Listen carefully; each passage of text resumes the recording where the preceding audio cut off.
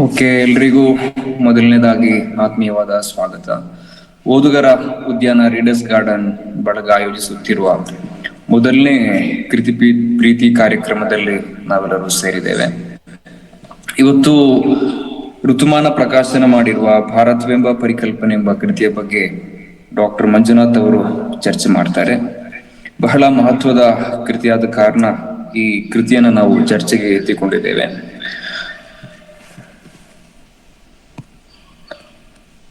ಭಾರತದ ಎರಡು ಅತ್ಯುತ್ತಮ ಮನಸ್ಸುಗಳಾದ ಗಾಯತ್ರಿ ಚಕ್ರವರ್ತಿ ಸ್ಪಿವಾಕ್ ಮತ್ತು ರೋಮಿಲಾ ಥಾಪರ್ ನಡುವಿನ ಅರ್ಥಪೂರ್ಣ ಸಂಭಾಷಣೆ ಭಾರತವೆಂಬ ಪರಿಕಲ್ಪನೆ ಕೃತಿ.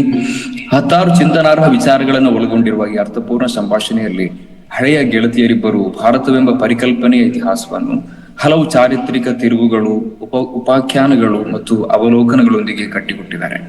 ಈ ನೆಲದ ಬಗ್ಗೆ ಅಪಾರ ಕನಸು, ದೂರದೃಷ್ಟಿಗಳನ್ನು ಹೊಂದಿದ್ದ ಆದರೆ ದನಿಯಾಗದ ಜನರ ಕನಸುಗಳು ಮತ್ತು ಮಾತುಗಳನ್ನು ಗಣನೆಗೆ ತೆಗೆದುಕೊಳ್ಳುತ್ತಾ ಭಾರತೀಯತೆ ಎಂಬ ಅಸ್ಮಿತೆಯು ಬೆಳೆದು ಬಂದ ಪರಿಯನ್ನು ಪ್ರಸ್ತುತಪಡಿಸುವುದೇ ಈ ಸಂಭಾಷಣೆಯ ಕೇಂದ್ರ ಬಿಂದು. ಸಂಸ್ಕೃತಿಗಳು ತಮ್ಮನ್ನು ತಾವು ವ್ಯಾಖ್ಯಾನಿಸಲು ಮತ್ತು ಪ್ರತಿಪಾದಿಸಲು ಪ್ರಯತ್ನಿಸಿದ ಸಂದರ್ಭಗಳಲ್ಲೆಲ್ಲ ಸವಾಲಾಗಿ ಬಂದ ಮೂಲಭೂತವಾದ ಮತ್ತು ಬಹಿಷ್ಕರಿಸುವ ಪ್ರವೃತ್ತಿಗಳ ಬಗ್ಗೆ ಇತಿಹಾಸಕಾರರಾದ ರೋಮಿಲಾ ಥಾಪರ್ ಮತ್ತು ಖ್ಯಾತ ಥಿಯರಿಸ್ಟ್ ಗಾಯತ್ರಿ ಚಕ್ರವರ್ತಿ ಸ್ಪಿವಾಕ್ ಈ ಚರ್ಚೆಯಲ್ಲಿ ಬೆಳಕು ಚೆಲ್ಲಿದ್ದಾರೆ. ಜೊತೆಗೆ ಸರ್ವರನ್ನು ಒಳಗೊಳ್ಳುವಿಕೆಯ ಮನೋಭಾವವನ್ನು ಸಮರ್ಥವಾಗಿ ಮೂಡಿಸುವ ನಿಟ್ಟಿನಲ್ಲಿ ಮತ್ತು ಈ ದೇಶದ ಸಂಕೀರ್ಣ ಇತಿಹಾಸವನ್ನು ಸರಿಯಾಗಿ ಅರ್ಥೈಸುವಲ್ಲಿ ಶೈಕ್ಷಣಿಕ ವ್ಯವಸ್ಥೆಯ ಮಹತ್ತರ ಪಾತ್ರದ ಬಗ್ಗೆಯೂ ಇವರಿಬ್ಬರು ಅರ್ಥಪೂರ್ಣವಾಗಿ ಮಾತಾಡಿದ್ದಾರೆ. ಈ ಕೃತಿಯ ಬಗ್ಗೆ ಇವತ್ತು ಡಾಕ್ಟರ್ ಮಂಜುನಾಥ್ ಅವರು ಚರ್ಚೆ ಮಾಡ್ತಾರೆ. ಇದೀಗ ಈ ಇಬ್ಬರು ಲೇಖಕರ ಬಗ್ಗೆ ಒಂದು ಸಣ್ಣ ಪರಿಚಯ ಮಾಡ್ತಾ ಇದ್ದೇನೆ. ರೋಮಿಲಾ ಥಾಪರ್ ನವದೆಹಲಿಯ ಜವಾಹರ್ಲಾಲ್ ನೆಹರು ವಿಶ್ವವಿದ್ಯಾಲಯದ ಇತಿಹಾಸ ವಿಭಾಗದಲ್ಲಿ ಎಮೆರಿಟಸ್ ಪ್ರೊಫೆಸರ್ ಆಗಿದ್ದಾರೆ. ಬ್ರಿಟಿಷ್ ಅಕಾಡೆಮಿಯ ಫೆಲೋ ಆಗಿರುವ ಇವರು ಕೋಲ್ಕತ್ತಾ, ಆಕ್ಸ್ಫರ್ಡ್ ಮತ್ತು ಶಿಕಾಗೋ ಸೇರಿದಂತೆ ಹಲವು ಖ್ಯಾತ ವಿಶ್ವವಿದ್ಯಾಲಯಗಳಿಂದ ಗೌರವ ಡಾಕ್ಟರೇಟ್ ಪದವಿಯನ್ನು ಪಡೆದವರು. ಜೊತೆಗೆ ಲೇಡಿ ಮಾರ್ಗರೆಟ್ ಹಾಲ್, ಆಕ್ಸ್ಫರ್ಡ್ ಮತ್ತು ಲಂಡನ್ನಿನ ಸೋಅಸ್ ವಿಶ್ವವಿದ್ಯಾಲಯದ ಆನರರಿ ಫೆಲೋ ಕೂಡ ಆಗಿದ್ದಾರೆ. ರೋಮಿಲಾರವರು ಇಂಡಿಯನ್ ಹಿಸ್ಟರಿ ಕಾಂಗ್ರೆಸ್ ನಲ್ಲಿ ಜನರಲ್ ಪ್ರೆಸಿಡೆಂಟ್ ಆಗಿಯೂ ಸೇವೆ ಸಲ್ಲಿಸಿದ್ದಾರೆ. 2008ರಲ್ಲಿ ಅಮೆರಿಕದ ಲೈಬ್ರರಿ ಆಫ್ ಕಾಂಗ್ರೆಸ್ ನಿಂದ ನೀಡಲಾಗುವ ಪ್ರತಿಷ್ಠಿತ ಕ್ಲೂಗ್ ಪುರಸ್ಕಾರಕ್ಕೂ ಇವರು ಭಾಜನರಾಗಿದ್ದಾರೆ. ಇನ್ನೊಬ್ರು ಗಾಯತ್ರಿ ಚಕ್ರವರ್ತಿ ಸ್ಪಿವಾಕ್ ಪ್ರತಿಷ್ಠಿತ ಕೊಲಂಬಿಯಾ ವಿಶ್ವವಿದ್ಯಾಲಯದ ಮಾನವಿಕ ವಿಭಾಗದಲ್ಲಿ ಪ್ರೊಫೆಸರ್ ಆಗಿರುವ Gayatri Chakravarti Spivak the post colonial critic outside in the teaching machine, a critic of post colonial reason toward a history of the vanishing present, death of a discipline, nationalism and the imagination, Harlem ಮತ್ತು readings ಇತ್ಯಾದಿ ಪ್ರಮುಖ ಕೃತಿಗಳನ್ನು ಅವರು ಬರೆದಿದ್ದಾರೆ. ಈ ಪಟ್ಟಿಯ ಕೊನೆಯ 3 ಕೃತಿಗಳನ್ನು ಸೀಗಲ್ ಬುಕ್ಸ್ ಪ್ರಕಾಶನವು ಪ್ರಕಟಿಸಿದೆ. ಇವರು ಮಹಾಶ್ವೇತಾ ದೇವಿಯವರ ಸಾಹಿತ್ಯ ಕೃತಿಗಳನ್ನು ಅನುವಾದ ಮಾಡಿದ್ದಾರೆ. ಸ್ಪಿವಾಕ್ ಅವರನ್ನು ಜಾಗತೀಕರಣಕ್ಕೊಳಪಟ್ಟ ಜಗತ್ತಿಗೆ ಸಂಬಂಧಪಟ್ಟಂತೆ ಬೌದ್ಧಿಕ ವಸಾಹತುಶಾಹಿ ವ್ಯವಸ್ಥೆಯ ವಿರುದ್ಧ ಗಟ್ಟಿ ದನಿಯಲ್ಲಿ ಮಾತನಾಡುವ ಸಿದ್ಧಾಂತಿ ಮತ್ತು ಶಿಕ್ಷಣ ತಜ್ಞರು ಎಂದು ಗುರುತಿಸ್ತಾರೆ. ಕಲೆ ಮತ್ತು ತತ್ವಶಾಸ್ತ್ರ ವಿಭಾಗದಡಿಯಲ್ಲಿ 2012ನೇ ಸಾಲಿನ ಕೋಟ್ಯ ಪುರಸ್ಕಾರವನ್ನ ಇವರಿಗೆ ನೀಡಲಾಗಿದೆ. 2003ರಲ್ಲಿ ಇವರಿಗೆ ಪದ್ಮಭೂಷಣ ಪುರಸ್ಕಾರ ಸಂದಿದೆ. ಈ ಕೃತಿಯನ್ನು ಈ ಒಂದು ಚರ್ಚೆಯನ್ನು ಕನ್ನಡಕ್ಕೆ ಅನುವಾದ ಮಾಡಿದವರು ಪ್ರಸಾದ್ ನಾಯ್ಕ್. ಕನ್ನಡದ ಓದುಗರಿಗೆ ಅಂಕಣಕಾರರಾಗಿ, ಅನುವಾದಕರಾಗಿ ಮತ್ತು ಕಥೆಗಾರರಾಗಿ ಪರಿಚಿತರು. ಮೂಲತಃ ದಕ್ಷಿಣ ಕನ್ನಡ ಜಿಲ್ಲೆಯ ಕಿನ್ನಿಗೋಳಿಯವರಾದ ಇವರು ಪ್ರತಿಷ್ಠಿತ NITK ಸುರತ್ಕಲ್ ವಿದ್ಯಾಸಂಸ್ಥೆಯಲ್ಲಿ ಸಿವಿಲ್ ಇಂಜಿನಿಯರಿಂಗ್ ವಿಭಾಗದಲ್ಲಿ ಪದವೀಧರರಾಗಿದ್ದಾರೆ. 2018ರಲ್ಲಿ ಬಿಡುಗಡೆಯಾಗಿದ್ದ ಪ್ರವಾಸ ಕಥನ ಹಾಯ್ ಅಂಗೋಲಾ ಇವರ ಚೊಚ್ಚಲ ಕೃತಿ. ಈ ಕೃತಿ 2018ನೇ ಸಾಲಿನ ಕರ್ನಾಟಕ ಸಾಹಿತ್ಯ ಅಕಾಡೆಮಿಯ ಪುಸ್ತಕ ಬಹುಮಾನ ಮತ್ತು ವರ್ಷದ ಅತ್ಯುತ್ತಮ ಪ್ರವಾಸ ಕಥನಕ್ಕೆ ಶಿವಮೊಗ್ಗ ಸಾಹಿತ್ಯ ಸಂಘದ ಪುರಸ್ಕಾರಕ್ಕೆ ಈ ಕೃತಿ ಪಾತ್ರವಾಗಿದೆ. ಸಫಾ ಸ್ನೇಹ ಗ್ರಾಮದ ಸಂಪತ್ತು, ಮರ ಏರಲಾರದ ಗುಮ್ಮ ಇವರ ಅನುವಾದಿತ ಕೃತಿಗಳು. ಹರಿವು ಪ್ರಕಾಶನದಿಂದ ಪ್ರಕಟವಾಗಿರುವ ಯಂಗ್ ಅಡಲ್ಟ್ ಫಿಕ್ಷನ್ ಜೀಪ್ಸಿ ಜೀತು ಇವರ ಹೊಸ ಕಿರು ಕಾದಂಬರಿ. ಕಳೆದ 13 ವರ್ಷಗಳಿಂದ ಕೇಂದ್ರ ಸರ್ಕಾರದ ಅಧೀನದಲ್ಲಿರುವ ಉಪಕ್ರಮವೊಂದರಲ್ಲಿ ಸೇವೆ ಸಲ್ಲಿಸುತ್ತಿರುವ ಇವರು ಸದ್ಯ ಅಡಿಷನಲ್ ಚೀಫ್ ಇಂಜಿನಿಯರ್ ಆಗಿ ಸೇವಾನಿರತರಾಗಿದ್ದಾರೆ. ಪ್ರಸ್ತುತ ಇವರು ಹರಿಯಾಣದ ಗುರುಗ್ರಾಮ ನಗರದಲ್ಲಿ ಕಾರ್ಯನಿರತರಾಗಿದ್ದಾರೆ. ಇವತ್ತಿನ ಕಾರ್ಯಕ್ರಮದಲ್ಲಿ ಪುಸ್ತಕದ ಬಗ್ಗೆ ಮಾತನಾಡುವವರು ಡಾಕ್ಟರ್ ಮಂಜುನಾಥ ಬಾದಾಮಿ ಅವರು. ಅವರ ಪರಿಚಯ ಮಾಡ್ತಾ ಇದ್ದೇನೆ. ಮಂಜುನಾಥ್ ಬಾದಾಮಿ ಅವರು ಯುವ ಸಂಶೋಧಕರು. ಅವರ ಕನ್ನಡ ಕಥಾ ಸಾಹಿತ್ಯ ಕುರಿತ ವಿಮರ್ಶೆಗಳ ತಾತ್ವಿಕ ಅಧ್ಯಯನ ಎಂಬ ಮಹಾಪ್ರಬಂಧಕ್ಕೆ ಕನ್ನಡ ವಿಶ್ವವಿದ್ಯಾಲಯ ಇತ್ತೀಚೆಗೆ PhD ಪದವಿ ನೀಡಿ ಗೌರವಿಸಿದೆ. ಸಾಹಿತ್ಯದ ಗಂಭೀರ ಓದು, ಕತೆ, ಕವನ ಮತ್ತು ವಿಮರ್ಶೆಯ ಬರವಣಿಗೆಗಳಲ್ಲಿ ಇವರು ಆಸಕ್ತರು. ಸುಗಮ ಸಂಗೀತ ಗಾಯನದ ಹವ್ಯಾಸಿ ಕೂಡ. ಬಹಳ ದೊಡ್ಡ ಚಾರಣ ಪ್ರಿಯರು. ಇವರ ಬರಹಗಳು ವಿವಿಧ ಮ್ಯಾಗಝಿನ್ಗಳಲ್ಲಿ ಪ್ರಕಟಗೊಂಡಿದೆ. ಮೊದಲನೇದಾಗಿ ಇವರಿಗೆ ನಮ್ಮ ಓದುಗರ ಉದ್ಯಾನ ಬಳಗದಿಂದ ಆತ್ಮೀಯವಾದ ಸ್ವಾಗತವನ್ನು ಕೋರ್ತಾ ಇದ್ದೇನೆ. ಜೊತೆಗೆ ಈ ಕಾರ್ಯಕ್ರಮದಲ್ಲಿ ಭಾಗವಹಿಸಿರುವ ಎಲ್ಲ ಸಂಶೋಧನಾಸಕ್ತರು, ಸಾಹಿತ್ಯಾಸಕ್ತರು ಎಲ್ರಿಗೂ ಕೂಡ ಸ್ವಾಗತ ಹೇಳ್ತಾ ನೇರವಾಗಿ ಮಂಜುನಾಥ್ ಅವರು ಮಾತಾಡ್ತಾರೆ. Jain, thank you. ಕೇಳಿಸ್ತಾ ಇದೆಯಾ ನನ್ನ ವಾಯ್ಸು? ಕೇಳಿಸ್ತಿದೆ ಸರ್, ಮಾತಾಡ್ಬೋದು. ಓಕೆ. ಭಾರತವೆಂಬ ಪರಿಕಲ್ಪನೆಯನ್ನ ನಾವು ಇವತ್ತು ಗಾಯತ್ರಿ ಸ್ಪಿವಾಕ್ ಮತ್ತು ರೋಮಿಲಾ ಥಾಪರ್ ಅವರ ನಡುವೆ ನಡೆದಂತಹ ಒಂದು ಮಾತುಕತೆಯ ಚರ್ಚೆಯನ್ನ ನಾವಿಲ್ಲಿ ಎತ್ಕೊಳ್ತಾ ಇದ್ದೀವಿ. ಮತ್ತೆ ಆ ಒಂದು ಚರ್ಚೆಯಲ್ಲಿ ಬಂದಂತಹ, ಆ ಮಾತುಕತೆಯಲ್ಲಿ ಬಂದಂತಹ ವಿಷಯಗಳನ್ನ ಇಟ್ಕೊಂಡು ನಮ್ಮ ವರ್ತಮಾನದ ಭಾರತದ ಸನ್ನಿವೇಶಗಳನ್ನ ನಾವು ಒಂದು ರೀತಿಯ ಮೆಲುಕು ಹಾಕುವ ರೀತಿಯಲ್ಲಿ ಅಥವಾ ಅದನ್ನ ವ್ಯಾಖ್ಯಾನಿಸುವ ರೀತಿಯಲ್ಲಿ ಮತ್ತು ವರ್ತಮಾನದ ಭಾರತದ ಸ್ಥಿತಿಗತಿಗಳನ್ನ ಅರಿಯುವ ರೀತಿಯಲ್ಲಿ ನಾವಿವತ್ತು ಪ್ರಯತ್ನ ಪಡೋಣ ಅಂತ ನಾನು ಅನ್ಕೋತಾ ಇದ್ದೀನಿ. ಬಹಳ ಮುಖ್ಯವಾಗಿ ಆಗಸ್ಟ್ 14, 2017ರಲ್ಲಿ ಕಲ್ಕತ್ತಾದ ICCR ಅಂದ್ರೆ Indian Council for Cultural Relation zonal office ಕಲ್ಕತ್ತಾದಲ್ಲಿ ನಡೆದಂತಹ, ಅದರಲ್ಲೂ ಸತ್ಯಜಿತ್ ರೇ ಸಭಾಂಗಣದಲ್ಲಿ 3ನೇ ವಾರ್ಷಿಕ history for peace conference the idea of India ಅನ್ನುವಂತಹ ಒಂದು ಅದರ ಅಂಗವಾಗಿ ನಡೆದಂತಹ ಒಂದು ಚರ್ಚೆಯಲ್ಲಿ ಗಾಯತ್ರಿ ಸ್ಪಿವಾಕ್ ಮತ್ತು ರೋಮಿಲಾ ಥಾಪರ್ ಅವರು ಭಾಗವಹಿಸಿದ್ರು. ಇಲ್ಲಿ ಗಾಯತ್ರಿ ಸ್ಪಿವಾಕ್ ಬಹಳ ಮುಖ್ಯವಾಗಿ ಮೊದಲನೆಯದಾಗಿನೇ ಅವರು ನನಗೆ ಕೇವಲ ಪ್ರಶ್ನೆ ಕೇಳುವಂತಹ ಒಂದು ಸ್ಥಿತಿ ಇರೋದ್ರಿಂದ ನನ್ನ ಚಿಂತನೆಗಳನ್ನ ಹೆಚ್ಚು ಹರಡಕ್ಕಾಗುತ್ತೋ ಇಲ್ಲೋ ಗೊತ್ತಿಲ್ಲ, ಆದ್ರೆ ನನ್ನ ಪ್ರಶ್ನೆ ಕೇಳುವಂತಹ ಒಂದು ಕೆಲಸಕ್ಕೆ ನೇಮಿಸಿದ್ದಾರೆ ಅಂತ ಹೇಳಿ ಪ್ರಶ್ನೆ ಕೇಳುವ ಸ್ವರೂಪವನ್ನು ಕೂಡ ಅವ್ರು ಏನ್ ಮಾಡ್ತಾರೆ, ಒಂದು ಸಂವಾದದ ಸ್ವರೂಪದಲ್ಲಿ ಪ್ರಶ್ನೆ ಮತ್ತು ಉತ್ತರಗಳನ್ನ ಕಂಡುಕೊಳ್ಳುವ ಚರ್ಚೆಗಳನ್ನ ಇಲ್ಲಿ ಮಾಡ್ತಾರೆ. ರೋಮಿಲಾ ಥಾಪರ್ ಈಗಾಗಲೇ ಜೈನ್ ಹೇಳಿದಂತೆ ಏನು JNU ನಲ್ಲಿ ಪ್ರಾಧ್ಯಾಪಕರಾಗಿದ್ರು, ಎಮಿರೇಟ್ ಪ್ರೊಫೆಸರ್ ಆಗಿ ಏನ್ ಕೆಲಸ ಮಾಡಿದ್ರು, ಆ ಒಂದು ವಿಭಾಗದಲ್ಲಿ ಅಂದ್ರೆ JNU ನಲ್ಲಿ ನಡೆದಂತಹ ಒಂದು ಚಿಂತನೆಗಳನ್ನ, ಆಮೇಲೆ ಅಲ್ಲಿ ರೂಪುಗೊಳ್ಳುವಂತಹ ಒಂದು ಚಿಂತನೆಗಳನ್ನ ಇವರ ಮಾತುಗಳಲ್ಲಿ ಅವು ಪರಿಣಮಿಸ್ತಾ ಇರೋದನ್ನ ನಾವು ಗಮನಿಸಿದೀವಿ. ಮತ್ತೆ ಬಹಳ ಮುಖ್ಯವಾಗಿ ರೋಮಿಲಾ ಥಾಪರ್ ಇದಾರಲ್ವಾ, ಅವರು ಪ್ರಾಚೀನ ಭಾರತದ ಒಂದು ಏನು ಶೋಧಗಳಿದಾವಲ್ವಾ, ಆ ಶೋಧಗಳನ್ನ, ಇತಿಹಾಸವನ್ನ ಮರುರೂಪಿಸುವ ಕ್ರಮಗಳನ್ನ ಅವರು ಯಾವಾಗ್ಲೂ ಪ್ರಶ್ನೆಗೆ ಒಳಗ್ ಮಾಡ್ತಾನೆ ಬಂದಿದ್ದಾರೆ. ಅಚ್ಚರಿಯನ್ನು ಹಂಗೆ 2008ರಲ್ಲಿ ಅಂದ್ರೆ ಇದು ಯಾವುದು ರೋಮಿಲಾ ಥಾಪರ್ ಅವರು 2005 ಮತ್ತು 2017ರಲ್ಲಿ ಭಾರತ ಸರ್ಕಾರ ಪದ್ಮಭೂಷಣ ಪ್ರಶಸ್ತಿಯನ್ನು ನಿರಾಕರಿಸ್ತಾರೆ. ಅಂದ್ರೆ ಇವ್ರ ಉದ್ದೇಶ ಏನಿದೆ ಅಂತಂದ್ರೆ, ಭಾರತ ಸರ್ಕಾರ ಮತ್ತು ಭಾರತದ ಒಂದು ರಾಜಕೀಯ ವ್ಯವಸ್ಥೆ ಇದೆಯಲ್ಲ, ಈ ವ್ಯವಸ್ಥೆಯನ್ನ ಅವರು ನೋಡುವ ಕ್ರಮ ಬೇರೆಯಾಗಿದೆ. ಅವರು ಇಡೀ ಭಾರತವೆಂಬ ಒಂದು ಪ್ರವೃತ್ತಿ ಇದೆಯಲ್ಲ, ಒಂದು ಒಂದು ಒಂದು ಪ್ರಕ್ರಿಯೆ ಇದೆಯಲ್ಲ, ಆ ಪ್ರಕ್ರಿಯೆಯನ್ನ ನೋಡುವ ಕ್ರಮ ಬೇರೆ ಇದೆ ಅಂತ ಇಲ್ಲಿ ನಾವು ಗಮನಿಸ್ಬೋದು. ಯಾಕೆ ಅಂತಂತಂದ್ರೆ, ರೋಮಿಲಾ ಥಾಪರ್ ಅವರು, ನಾನು ಇನ್ನಷ್ಟು ಇದನ್ನ ಶಾರ್ಪ್ ಮಾಡಕ್ ನೋಡ್ತೀನಿ, ಏನಂತಂದ್ರೆ ರೋಮಿಲಾ ಥಾಪರ್ ಅವರು ಯಾವುದು ಇತಿಹಾಸವನ್ನ ಮರುರೂಪಿಸುವ ಕ್ರಮಗಳಿದಾವಲ್ಲ, ಆ ಮರುರೂಪಿಸುವ ಕ್ರಮದಲ್ಲಿನೇ ಕೋಮುವಾದಿ ನೆಲೆಯ ಒಂದು ಕಪ್ಪು ಬಿಳುಪಿನ ಮರುರೂಪಣೆಗಳು ಬರ್ತಾ ಇದ್ದಾವೆ ಅಂತ ಅನ್ನುವುದನ್ನ ಅವ್ರು ಏನ್ ಮಾಡ್ತಾರೆ, ಕಂಡುಹಿಡಿತಾರೆ. ಮತ್ತೆ ಅದನ್ನು ವಿರೋಧಿಸಿ ಬಹಳ ಮುಖ್ಯವಾಗಿ ಭಾರತದ ಚಾರಿತ್ರಿಕ ದಾಖಲೆಗಳನ್ನ ವೈಜ್ಞಾನಿಕವಾಗಿ ಮತ್ತು ಪುರಾವೆಗಳ ಆಧಾರಿತವಾಗಿ ಅವ್ರು ಏನ್ ಮಾಡ್ತಾರೆ, ಆ ದಾಖಲೆಗಳನ್ನ ನೋಡ್ತಾನೆ, ಯಾವುದು ಭಾರತದ ಇತಿಹಾಸ ಅನ್ನುವಂತಹ ಒಂದು ಸ್ಪಷ್ಟ ಪ್ರಯತ್ನಗಳನ್ನ ಕಂಡು ಹಿಡಿಯುವ ಪ್ರಯತ್ನವನ್ನ ಮಾಡ್ತಾರೆ. ಆದ್ರೆ ಹಾಗೆ ಮಾಡುವುದರ ಹಿನ್ನೆಲೆಯಲ್ಲಿ ಅವರಿಗೆ ಈ ತರದ ಚರ್ಚೆ ಯಾಕೆ ಬಂತು, ಯಾಕೆ ಹುಟ್ಕೊಂತು ಅಂದ್ರೆ ಭಾರತಕ್ಕೆ ಒಂದು ಪರಿಕಲ್ಪನೆ ಇದೆಯೇ? ಈಗ ನೋಡಿ, ಭಾರತವೆಂಬ ಪರಿಕಲ್ಪನೆ ಅನ್ನೋದೇ ಒಂದು ಪರಿಕಲ್ಪನೆಯ ಅಥವಾ ಅನೇಕ ಪರಿಕಲ್ಪನೆಗಳು ಭಾರತದ ಬಗ್ಗೆ ಹುಟ್ಟುಕೊಂಡಿದಾವ ಅನ್ನುವ ಚರ್ಚೆಯ ಮೂಲಕ ಈ ಸಂವಾದ ಮುಂದುವರಿಯುತ್ತೆ. ಗಾಯತ್ರಿ ಸ್ಪಿವಾಕ್ ಮತ್ತು ರೋಮಿಲಾ ಥಾಪರ್ ಅವರ ಸಂವಾದ. ಇಲ್ಲಿ ಅವರು ಹೇಳುವುದೇನಂತಂದ್ರೆ, ಯಾವುದು ನಮ್ಮ ಪೂರ್ವದ ಏನು ಭಾರತದ ಒಂದು ಚಹರೆ ಇದೆಯಲ್ಲ, ನಾವು ಇವತ್ತು ನೋಡುತ್ತಿರುವ ಭಾರತದ ಕಲ್ಪನೆ ಇದೆಯಲ್ಲ, ಅದು ಹಿಂದೆ ಅಂದ್ರೆ ಕ್ರಿಸ್ತಪೂರ್ವ 3ನೇ ಶತಮಾನ ಸುಮೇರಿಯನ್ನರ ಕಾಲಕ್ಕೆ ಅದನ್ನು ಗಮನಿಸಿದ್ರೆ ಹಾಗಿರ್ಲಿಲ್ಲ ಅದು. ಯಾಕೆ ಅಂತಂದ್ರೆ ಭಾರತವೆಂಬುವ ಚರ್ಚೆಯೇ ಕೂಡ ಇದು ಆಧುನಿಕವಾದದ್ದು.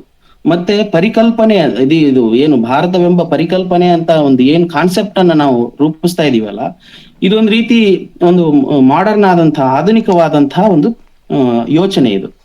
ಆ ಆಧುನಿಕ ಶಿಕ್ಷಣದಿಂದ ಹುಟ್ಟಿಕೊಂಡಂತ ಯೋಚನೆ. ಆದ್ರೆ ನೋಡಿ, ಸುಮೇರಿಯನ್ನರು ಈ ಒಂದು ಸಪ್ತ ಸಿಂಧುವಿನ ಭಾಗವನ್ನ ಏನಂತ ಕರಿತಾ ಇದ್ರು, ಸಿಂಧು ನಾಗರಿಕತೆಯ ಬಯಲಿನ ಜಾಗವನ್ನ ವ್ಯಾಪಾರ ಮತ್ತು ವ್ಯವಹಾರಕ್ಕಾಗಿ ಬಂದಂತಹದ್ದನ್ನ ಅವರು ಮೆಲುಹ ಅಂತ ಕರಿತಾ ಇದ್ರು. ಅದು ಯಾವ ಸ್ವರೂಪದಲ್ಲಿ ಇತ್ತಂದ್ರೆ ಮೆಲುಕ್ಕ ಮತ್ತು ಮೆಲಕ್ಕು ಪದಗಳ ಸುಮೇರಿಯನ್ ಪ್ರಯೋಗದಲ್ಲಿ ಒಳಗಾಗ್ತಾ ಇತ್ತು ಅಂತ ಅನ್ನೋದನ್ನ, ಮತ್ತೆ ವೇದಗಳ ಕಾಲದಲ್ಲಿ ಇದನ್ನ ಆರ್ಯಾವರ್ತ ಅಂತ ಕರಿತಾ ಇದ್ರು. ಅದು ಗಂಗಾ ನದಿಯ ಕಣಿವೆವರೆಗೂ ಬರುತ್ತೆ. ಅದು ಗಂಗಾ ನದಿಯ ಕಣಿವೆಯವರೆಗೂ ಕೂಡ ಅದು ಆರ್ಯಾವರ್ತ ಅಂತ ಅನ್ನುವಂಥ ಸ್ವರೂಪ ನಿರ್ಮಾಣ ಆಗಿತ್ತು. ಅದು ಬೌದ್ಧರ ಕಾಲಕ್ಕೆ ಇನ್ನಷ್ಟು ಪೂರ್ವಕ್ಕೆ ಅದು ಚಾಚತ್ತೆ, ಮತ್ತು ಇನ್ನು ಜೈನರ ಕಾಲಕ್ಕೆ ಅದು ಇನ್ನೂ ಪೂರ್ವಕ್ಕೆ ಚಲಿಸುತ್ತೆ. ಈ ಬಗೆಯ ಒಂದು ಚರ್ಚೆ ಮಾಡ್ತಾನೆ. ಒಂದು ಅಶೋಕನ ಶಾಸನಗಳಲ್ಲಿ ಬರುವಂತಹ ಜಂಬೂ ದ್ವೀಪದ ಪ್ರಸ್ತಾಪವನ್ನ ಇವ್ರು ಮಾಡ್ತಾರೆ. ನಮ್ಮಲ್ಲಿ ನಾವು ದ್ರಾವಿಡ ಸಂಸ್ಕೃತಿಯ ಚರ್ಚೆಗಳು ಬಂದಾಗ ಈ ಜಂಬೂ ದ್ವೀಪದ ಚರ್ಚೆಗಳನ್ನ ತುಂಬಾ ಗಮನಿಸಿದೀವಿ. ಏನಂತಂದ್ರೆ, ಜಾಂಬವಂತ ಮುನಿ ಮತ್ತೆ ಅವನಿಗೆ ಇನ್ನೊಂದು ಬಕಾಲ ಮುನಿ, ಇವರನ್ನ ಗಮನಿಸಿದ್ರೆ ಜಂಬೂ ದ್ವೀಪದ ಪರಿಕಲ್ಪನೆ ಇದೆಯಲ್ಲ, ಆ ಜಂಬೂ ದ್ವೀಪದ ಪರಿಕಲ್ಪನೆ ಹೇಗೆ ಬದಲಾಗಿ ವೇದಗಳ ಮತ್ತು ವೇದಗಳ ಕಾಲದ ಆರ್ಯಾವರ್ತದ ಸ್ವರೂಪವನ್ನು ಪಡೆಯಿತು, ಅಥವಾ ಆರ್ಯಾವರ್ತ ಅಂತಂದ್ರೇನೆ ಆರ್ಯನರ ಆಗಮನದಿಂದ ರೂಪುಗೊಂಡಂತಹ ಒಂದು ಸ್ವರೂಪ ಇದೆಯಲ್ಲ, ಅದು ಹೇಗೆ ಬದಲಾಯಿತು ಅನ್ನೋದನ್ನ ಈ ಚರ್ಚೆಯಲ್ಲಿ ಅವ್ರು ಮಾಡ್ತಾರೆ. ಅದಷ್ಟೇ ಅಲ್ಲದೇನೆ ಅವ್ರು ಇನ್ನೂ ಒಂದು ಉದಾಹರಣೆ ಕೊಡ್ತಾರೆ. ಬ್ರಿಟಿಷ್ ಇಂಡಿಯಾ ಅನ್ನೋದಿದೆಯಲ್ಲ, ಅದು ಯಾವ ಸ್ವರೂಪದದ್ದಾಗಿತ್ತು ಅಂದ್ರೆ ವಸಾಹತುಶಾಹಿಯ ಸಂದರ್ಭದಲ್ಲಿ. ಗಾಯತ್ರಿ ಸ್ಪಿವಾಕ್ ತುಂಬಾ ವಸಾಹತೋತ್ತರ ಚಿಂತನೆಗಳನ್ನ ಬಹಳ ಪ್ರಖರವಾಗಿ ಮಾಡಿದ್ದಾರೆ. ವಸಾಹತುಶಾಹಿಯ ಸಂದರ್ಭದಲ್ಲಿ ಇದ್ದಂತಹ ಸಾಮಾಜಿಕ ವ್ಯವಸ್ಥೆ ಏನಿದೆಯಲ್ಲ, ನಮ್ಮ ಭಾರತದ ಸಾಮಾಜಿಕ ವ್ಯವಸ್ಥೆಯನ್ನ ತುಂಬಾ ಪರ್ಫೆಕ್ಟ್ ಆಗಿ ಗ್ರಹಿಸಿದ್ದಾರೆ. ಸೊ ನಾನು ಏನ್ ಮಾಡ್ತಾ ಇದ್ದೀನಿ ಅಂತಂದ್ರೆ, ಈ ಅಂಶಗಳಲ್ಲಿ ಅಂದ್ರೆ ಅವರು 3 ಮತ್ತು 4 ಭಾಗಗಳಲ್ಲಿ ಭಾರತವನ್ನು ಗುರುತಿಸ್ತಾರೆ. ಅಂದ್ರೆ ನಂತರ ಕಮ್ಯುನಿಸ್ಟರ ಒಂದು ದೃಷ್ಟಿಕೋನದ ಆಲೋಚನೆಯ ಭಾರತವನ್ನು ಕೂಡ ಅವರು ಗ್ರಹಿಸ್ತಾರೆ. ಸೊ ಭಾರತ ತನ್ನ ಕಾಲಕ್ರಮದಲ್ಲಿ ಇತಿಹಾಸದುದ್ದಕ್ಕೂ ಅನೇಕ ಬಗೆಯಲ್ಲಿ ಇಂಟರ್ಪ್ರಿಟೇಟ್ ಆಗ್ತಾ ಬಂದಿದೆ. ಈ ನಿರೂಪಣೆಗೊಂಡ ಭಾರತ ಇದೆಯಲ್ಲ, ಇದನ್ನ ನಾನು ಇನ್ನಷ್ಟು ಸ್ವಲ್ಪ ಶಾರ್ಪ್ ಮಾಡಕ್ ನೋಡೋದೇನಂದ್ರೆ, ಈ ನಿರೂಪಣೆಗೊಂಡ ಭಾರತ ಇದೆಯಲ್ಲ, ಇವತ್ತು ನಾವು ಯಾವ ಭಾರತವನ್ನ ಕಲ್ಪಿಸಿಕೊಳ್ತಾ ಇದೆಯೋ ಆ ಭಾರತ ಆ ನಿರೂಪಣೆಗೊಂಡ ಭಾರತದಲ್ಲಿ ಇಲ್ಲ. ಅನೇಕ ಭಾಗಗಳಲ್ಲಿ ನಿರೂಪಣೆಗೊಂಡಿದೆ. ಆದರೆ ಭಾರತವ ಎಂಬ ಒಂದು ಪರಿಕಲ್ಪನೆ ಇದೆಯಲ್ಲ, ಇದನ್ನ ರಾಜಕೀಯವಾಗಿ ರೂಪಿಸಿದಂತಹ ಚಿಂತನೆಗಳು ಇಡೀ ಭಾರತದಾದ್ಯಂತ ಬೆಳ್ಕೊಂಡು ಬಂದಿದ್ದಾವೆ. ಆದರೆ ಇದನ್ನ ಸಾಮಾಜಿಕವಾಗಿ ರೂಪಿಸುವ ಪ್ರಯತ್ನಗಳು ನಡೆದದ್ದು ಬಹಳ ಕಡಿಮೆ. ಆದ್ರೆ ಈ ತರದ ಚಿಂತಕರು ರೋಮಿಲಾ ಥಾಪರ್ ಮತ್ತು ಗಾಯತ್ರಿ ಸ್ಪಿವಾಕ್, ಆಶಿಸ್ ನಂದಿ, ಮತ್ತೆ ಕನ್ನಡದಲ್ಲಿ ಬಂದ್ರೆ ನಮ್ DR ನಾಗರಾಜ್, ಈ ತರದವರು ಅನೇಕರು ಈ ಒಂದು ಸಾಮಾಜಿಕ ಒಂದು ಸ್ವರೂಪದ ಮೂಲಕ, ಆಮೇಲೆ ತುಂಬಾ ಫೇಮಸ್ ತುಂಬಾ ಚರ್ಚೆಗೆ ಒಳಗಾದಂತ ಅಂಬೇಡ್ಕರ್ ಅವರ ಬರಹಗಳನ್ನು ನಾವು ಗಮನಿಸಿದ್ರೆ, ಭಾರತವನ್ನ ಒಂದು ರಾಜಕೀಯ ನೆಲೆಯಲ್ಲಿ ನೋಡದೆ ಅದನ್ನೊಂದು ಸಾಮಾಜಿಕ ಮತ್ತು ಸಾಂಸ್ಕೃತಿಕ ಒಂದು ನೆಲೆಯಿಂದ ನೋಡುವ ಪ್ರಯತ್ನಗಳಿಂದ ಮಾತ್ರ ಭಾರತದ ನಿಜವಾದ ಭಾರತವೆಂಬ ಪರಿಕಲ್ಪನೆಯ ನಿಜವಾದ ಅರ್ಥವನ್ನು ಗ್ರಹಿಸಕ್ಕೆ ಸಾಧ್ಯ ಆಗುತ್ತೆ. ಆದ್ರೆ ಪ್ರಯತ್ನಗಳೇನಾಗಿದ್ದಾವೆ, ರಾಜಕೀಯ ನೆಲೆಯಲ್ಲಿ ನೋಡುವಂತ ಪ್ರಯತ್ನಗಳಾಗಿದ್ದಾವೆ. ಮತ್ತೆ ಈ ಪ್ರಯತ್ನ ಹುಟ್ಕೊಳ್ಳಕ್ ಕಾರಣ ಏನಂತಂದ್ರೆ, ಅದ್ರ ಹಿಂದಿನ ಕಾರಣ ಏನಂತಂದ್ರೆ, ನಮಗೆ ರವೀಂದ್ರನಾಥ್ ಟ್ಯಾಗೂರ್ ಅವರ ನ್ಯಾಷನಲಿಸಮ್ ಇನ್ ಇಂಡಿಯಾ ಒಂದು ಲೇಖನದಲ್ಲಿ ಸಿಗುತ್ತೆ ಅದು.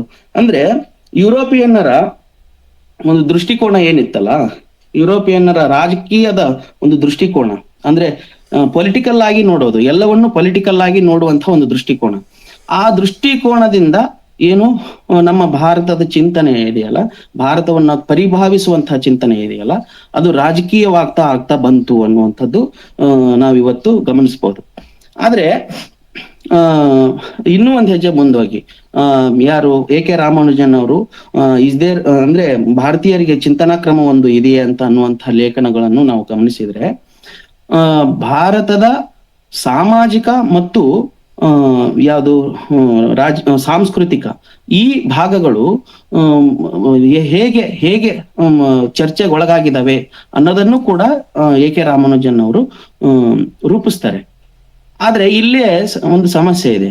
ಭಾರತದ ಒಂದು ಪರಿಕಲ್ಪನೆಯನ್ನ ಸಾಮಾಜಿಕವಾಗಿ ಮತ್ತು ಸಾಂಸ್ಕೃತಿಕವಾಗಿ ನೋಡಿದಾಗ ಇಲ್ಲಿ ನಮಗೆ ಏನಾಗ್ತಾ ಇದೆ ಅಂದ್ರೆ ಅಧಿಕಾರ ಮತ್ತು ಅಧೀನತೆ ಈ ಎರಡು ನೆಲೆಗಳಲ್ಲಿ ರೂಪುಗೊಂಡಿರೋದನ್ನ ಭಾರತದಾದ್ಯಂತ ಅನೇಕ ಚಿಂತಕರು ರೂಪಿಸಿದ್ದಾರೆ.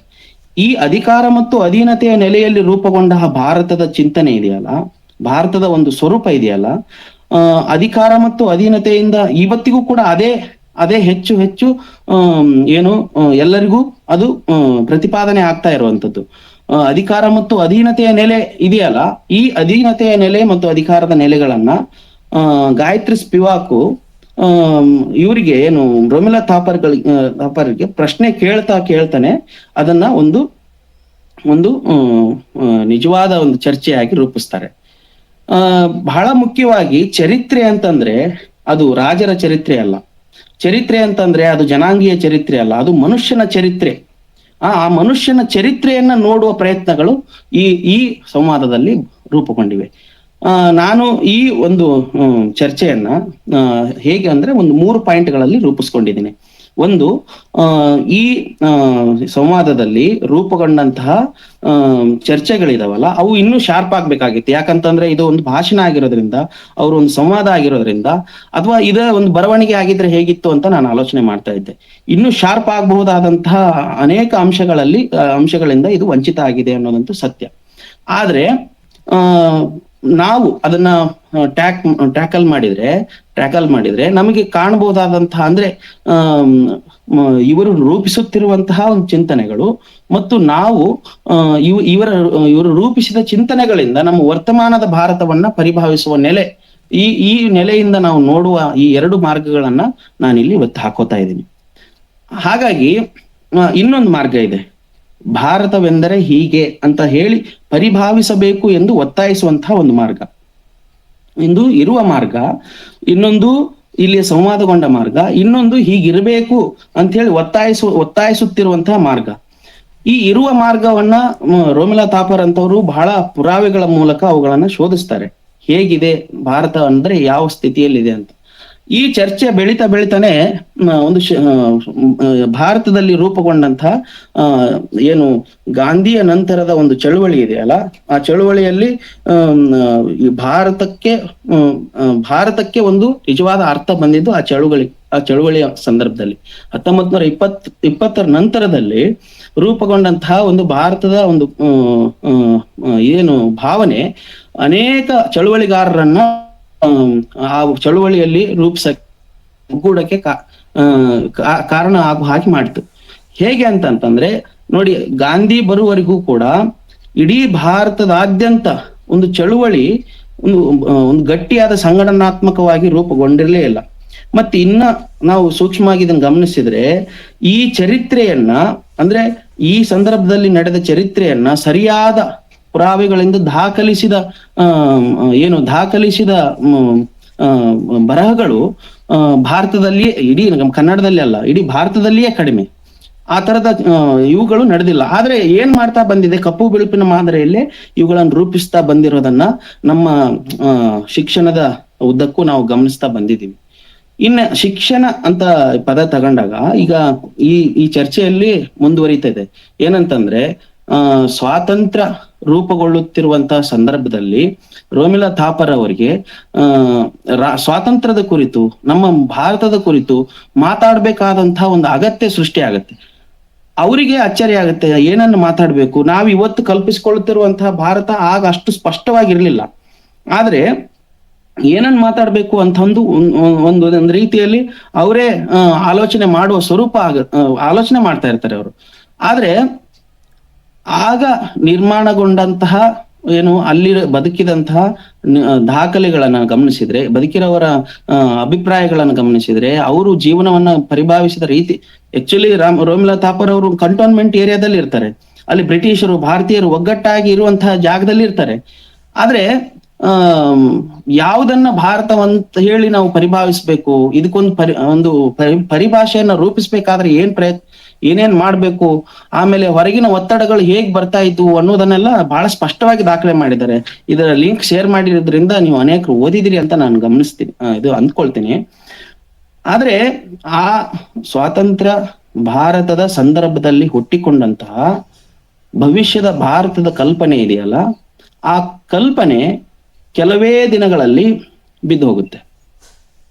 ಏನು ಅಂತಂದ್ರೆ, ಅಧಿಕಾರವನ್ನ ಹಸ್ತಾಂತರದ ಸ್ವರೂಪದಲ್ಲಿ ಸ್ವಾತಂತ್ರ್ಯ ಸಿಕ್ತ ಹೊರತು ನಮ್ಮ ಇಡೀ ಸಮಾಜ ಇದೆಯಲ್ಲ, ಅದು ಇಡೀ ಸಮಾಜ ಒಂದು ಸಾಮಾಜಿಕ ಅಗತ್ಯವಾಗಿ ಸ್ವಾತಂತ್ರ್ಯವನ್ನ ಪಡ್ಕೊಳ್ಳಿಲ್ಲ ಅನ್ನುವ ಚರ್ಚೆಗಳು ಕನ್ನಡದಲ್ಲೂ ನಡೆದಿವೆ, ಬೇರೆ ಬೇರೆ ಭಾಷೆಗಳಲ್ಲೂ ಕೂಡ ನಡೆದಿದ್ದಾವೆ.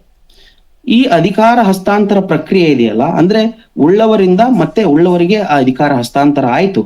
ಆದ್ರೆ ಆಗಿ ಬಂದವರು ಅನೇಕರು ತುಂಬಾ ವಿಷನ್ ಇದ್ದವ್ರು ಇದ್ರೂ ಕೂಡ ನಮ್ಮ ವ್ಯವಸ್ಥೆಯನ್ನು ರೂಪುಗೊಳಿಸುವುದರಲ್ಲಿನೇ, ಆ ವ್ಯವಸ್ಥೆ ಗಟ್ಟಿಯಾಗಿ ರೂಪುಗೊಳ್ಳುವುದರಲ್ಲಿನೇ ನಮ್ಮ ಸಾಮಾಜಿಕ ಒಂದು ವಾತಾವರಣ ಇದೆಯಲ್ಲ, ಅದು ಇನ್ನೂ ಹದಗೊಂಡಿರ್ಲಿಲ್ಲ ಅನ್ನುವಂತ ವಿಚಾರ ಮಾತ್ರ ಬಹಳ ಮುಖ್ಯವಾದದ್ದು. ಆ ಹದಗೊಳ್ಳದೇ ಇರುವಂತಹ ಒಂದು ಸಾಮಾಜಿಕ ವ್ಯವಸ್ಥೆಯನ್ನ ಹದಗೊಳ್ಳದೇ ಇದ್ದಂತಹ ಸಾಮಾಜಿಕ ವ್ಯವಸ್ಥೆಯನ್ನ ಇಡೀ ಇದು ಆಡಳಿತ ವ್ಯವಸ್ಥೆಯೂ ಕೂಡ, ಅಂದ್ರೆ ರಾಜಕೀಯ ವ್ಯವಸ್ಥೆಯೂ ಕೂಡ ಅದನ್ನ ಒಂದು ಒಂದು ರೀತಿ ಏನಂತಂದ್ರೆ ಗಟ್ಟಿಯಾಗಿನೇ ಗಮನಿಸಿತ್ತು, ಅಂದ್ರೆ ಇಂಪಾರ್ಟೆಂಟ್ ಆಗಿ ಗಮನಿಸಿತ್ತು. ಆದ್ರೆ ಆಗ ರೂಪುಗೊಂಡಂತಹ ಯೋಜನೆಗಳು ಯಾವುದು ಅಭಿವೃದ್ಧಿಯ ಕಲ್ಪನೆಯನ್ನ ಆಧರಿಸಿದ್ವು. ಈ ಅಭಿವೃದ್ಧಿಯ ಕಲ್ಪನೆ ಇದೆಯಲ್ಲ, ಅದು ಕೇವಲ ಆರ್ಥಿಕ ಅಭಿವೃದ್ಧಿಯ ಕಲ್ಪನೆಯಾಗಿದ್ರಿಂದ 2017ರಲ್ಲಿ ಮಾತಾಡ್ತಾ ಇರುವಂತಹ ಈ ಇಬ್ಬರು ಚಿಂತಕರು ಅವತ್ತು ಆ ಅಭಿವೃದ್ಧಿಯ ಕಲ್ಪನೆಗಳು ಇವತ್ತಿನ ಸಂದರ್ಭಕ್ಕೆ ಹೇಗೆ ಇವತ್ತಿನ ಸಂದರ್ಭದವರೆಗೂ ಹೇಗೆ ನಿರೂಪಣೆಗೊಳ್ತಾ ಬಂದಿದ್ದಾವೆ, ಅಭಿವೃದ್ಧಿಯ ಕಲ್ಪನೆಗಳು ಹೇಗೆ ನಿರ್ಮಾಣ ಆಗ್ತಾ ಬಂದಿದ್ದಾವೆ, ಅಭಿವೃದ್ಧಿ ಎಂಬುದು ಹೇಗೆ ರೂಪುಗೊಂಡಿದೆ ಅನ್ನೋದರ ಒಂದು ಸೂಕ್ಷ್ಮ ಚರ್ಚೆಯನ್ನ ಇಲ್ಲಿ ಅವರು ಕೈಗೊಳ್ತಾರೆ. ನಾವು ಇದನ್ನ ಇನ್ನಷ್ಟು ವಿಸ್ತರಿಸೋದಾದ್ರೆ, ಅಭಿವೃದ್ಧಿ ಅಂದ್ರೆ ಯಾವುದು? ಆರ್ಥಿಕ ಅಭಿವೃದ್ಧಿನಾ? ಹಾಗಾದ್ರೆ ಒಂದು ಸಾಮಾಜಿಕ ಮತ್ತು ಸಾಂಸ್ಕೃತಿಕ ವಲಯಗಳ ಅಭಿವೃದ್ಧಿ ನಿಜವಾದ ಅಭಿವೃದ್ಧಿ ಆಗ್ಬೇಕಾಗಿತ್ತಲ್ಲ, ಯಾಕೆ ಅದು ಅಭಿವೃದ್ಧಿ ಇವತ್ತು ಆರ್ಥಿಕ ಅಭಿವೃದ್ಧಿಯಾಗಿ ಏನಂತಂದ್ರೆ ಒಂದು ರೀತಿ ಯಾರು ಅನೇಕ ಬಂಡವಾಳಶಾಹಿಗಳನ್ನ ಹುಟ್ಟು ಹಾಕಿದೆ. ಆಮೇಲೆ ಆರ್ಥಿಕ ಅಭಿವೃದ್ಧಿ ಆಗಿರೋದ್ರಿಂದ ಇಡೀ ಸಂಪತ್ತೆಲ್ಲ ಕೆಲವರ ಕೈಯಲ್ಲಿ ಕ್ರೋಢೀಕೃತ ಆಗಿದೆ. ಆರ್ಥಿಕ ಅಭಿವೃದ್ಧಿ ಮಾತ್ರ ಆಗಿರೋದ್ರಿಂದ ಈ ಸಾಮಾಜಿಕ ಮತ್ತು ಸಾಂಸ್ಕೃತಿಕ ವಲಯಗಳು ಹೇಗೆ ಕಡೆಗಣಿಸಲ್ಪಟ್ಟು ಇವತ್ತು ನಿಜವಾಗ್ಲೂ ಒಂದು ಕ್ರೈಸಿಸ್ ನಲ್ಲಿ ಬೀಳೋ ಹಾಗೆ ಆಗಿದೆ. ಈ ತರದ ಚರ್ಚೆಗಳನ್ನ ನಾವು ಎತ್ಕೋಬಹುದು. ನಾನು ಇತ್ತೀಚೆಗೆ ಗಮನಿಸಿದ ಹಾಗೆ ಹೊಸ ಶತಮಾನಕ್ಕೆ ಹೊಸ ಪರಿಭಾಷೆಗಳು ಅಂತ ಹೇಳಿ ಆಶೀಶ್ ನಂದಿ ಅವರು ಒಂದು ಪುಸ್ತಕವನ್ನು ಸಂಪಾದಿಸಿದ್ದಾರೆ. ಅದು ಇಡೀ ಜಗತ್ತಿನಾದ್ಯಂತ ನಡೆಯುತ್ತಿರುವಂತಹ ಒಂದು ಚರ್ಚೆಗಳನ್ನ ದಾಖಲಿಸುತ್ತೆ. 20ನೇ ಶತಮಾನಕ್ಕೆ ನೋಡಿ, ನಿರುದ್ಯೋಗದ ಕುರಿತು ಇದೆ, ಶಿಕ್ಷಣದ ಕುರಿತು ಇದೆ, ಆಮೇಲೆ ಅಭಿವೃದ್ಧಿಯ ಪರಿಕಲ್ಪನೆ ಕುರಿತಿದೆ. ಸೊ ಯಾವುದು ನ್ಯೂಕ್ಲಿಯರಿಸಂ ಕುರಿತು ಇದೆ. ಈ ತರ ಅನೇಕ ಪರಿಭಾಷೆಗಳನ್ನ ರೂಪಿಸ್ತಾನೆ. ಆ ಪರಿಭಾಷೆಗಳು ಹೇಗೆ ತಮ್ಮ ಮೂಲ ಅರ್ಥಗಳನ್ನ ಕಳೆದುಕೊಂಡಿದ್ದಾವೆ. ಅಂದ್ರೆ ಅಭಿವೃದ್ಧಿ ಅನ್ನೋದು ಕೂಡ ತನ್ನ ಸಮಗ್ರವಾದ ಅಭಿವೃದ್ಧಿ ಆಗಬೇಕಾಗಿದ್ದಂತ ಸಂದರ್ಭವನ್ನ ದಾಟಿ ಅದು ಏಕಕಾಲಕ್ಕೆ ಈ ಅಧಿಕಾರ ಕೇಂದ್ರದವರ ಕೈಯಲ್ಲಿ ಮಾತ್ರ ಉಳಿದು, ಅದು ಯಾರು ಅಧಿಕಾರವನ್ನ ಪಡಿತಾರೋ, ಯಾರು ಹಣವಂತರಾಗ್ತಾರೋ ಅವರಿಗೆ ಅಧಿಕಾರ, ಯಾರು ಅಧಿಕಾರವನ್ನು ಪಡಿತಾರೋ ಅವರು ಹಣವಂತರಾಗುವ ಸ್ಥಿತಿಯನ್ನ ನಿರ್ಮಾಣ ಮಾಡಿದಂಥದ್ದನ್ನ ನಾವು ನಮ್ಮ ವರ್ತಮಾನದ ವ್ಯಂಗ್ಯ ಅನ್ನೋ ಸ್ವರೂಪದಲ್ಲಿ ನಾವು ಇವತ್ತು ಗಮನಿಸ್ತಾ ಇದೀವಿ. ಯಾಕಂದ್ರೆ ಅದು ಅಭಿವೃದ್ಧಿಯ ಮೂಲ ಅರ್ಥವೇ ಇಲ್ಲ. ಈಗ ಇನ್ನೊಂದು ಅರ್ಥ ಚರ್ಚೆ ಈಗ ಮಾಡ್ಬೇಕಾಗಿತ್ತು, ಇವರು ಇನ್ನೂ ವಿಸ್ತರಿಸಬೇಕಾಗಿತ್ತು ಈ ಸಂವಾದದಲ್ಲಿ. ಪ್ರಜಾಪ್ರಭುತ್ವದ ನೆಲೆಯನ್ನು ಕೂಡ ಇವರು ಗಮನಿಸಬೇಕಾಗಿತ್ತು. ಈ ಪ್ರಜಾಪ್ರಭುತ್ವ ಭಾರತ ಇದೆಯಲ್ಲ, ಪ್ರಜಾಪ್ರಭುತ್ವ ಭಾರತ ನೀಡಿದ್ದು ಒಂದು ದೊಡ್ಡ, ನಮಗೆ ಒಂದು ಪ್ರಜಾಪ್ರಭುತ್ವ ಭಾರತ ನೀಡಿದಂತಹ ಒಂದು ದೊಡ್ಡ ಯಾವ್ದಂತ ಒಂದು ಮುಖ್ಯವಾದ ಒಂದು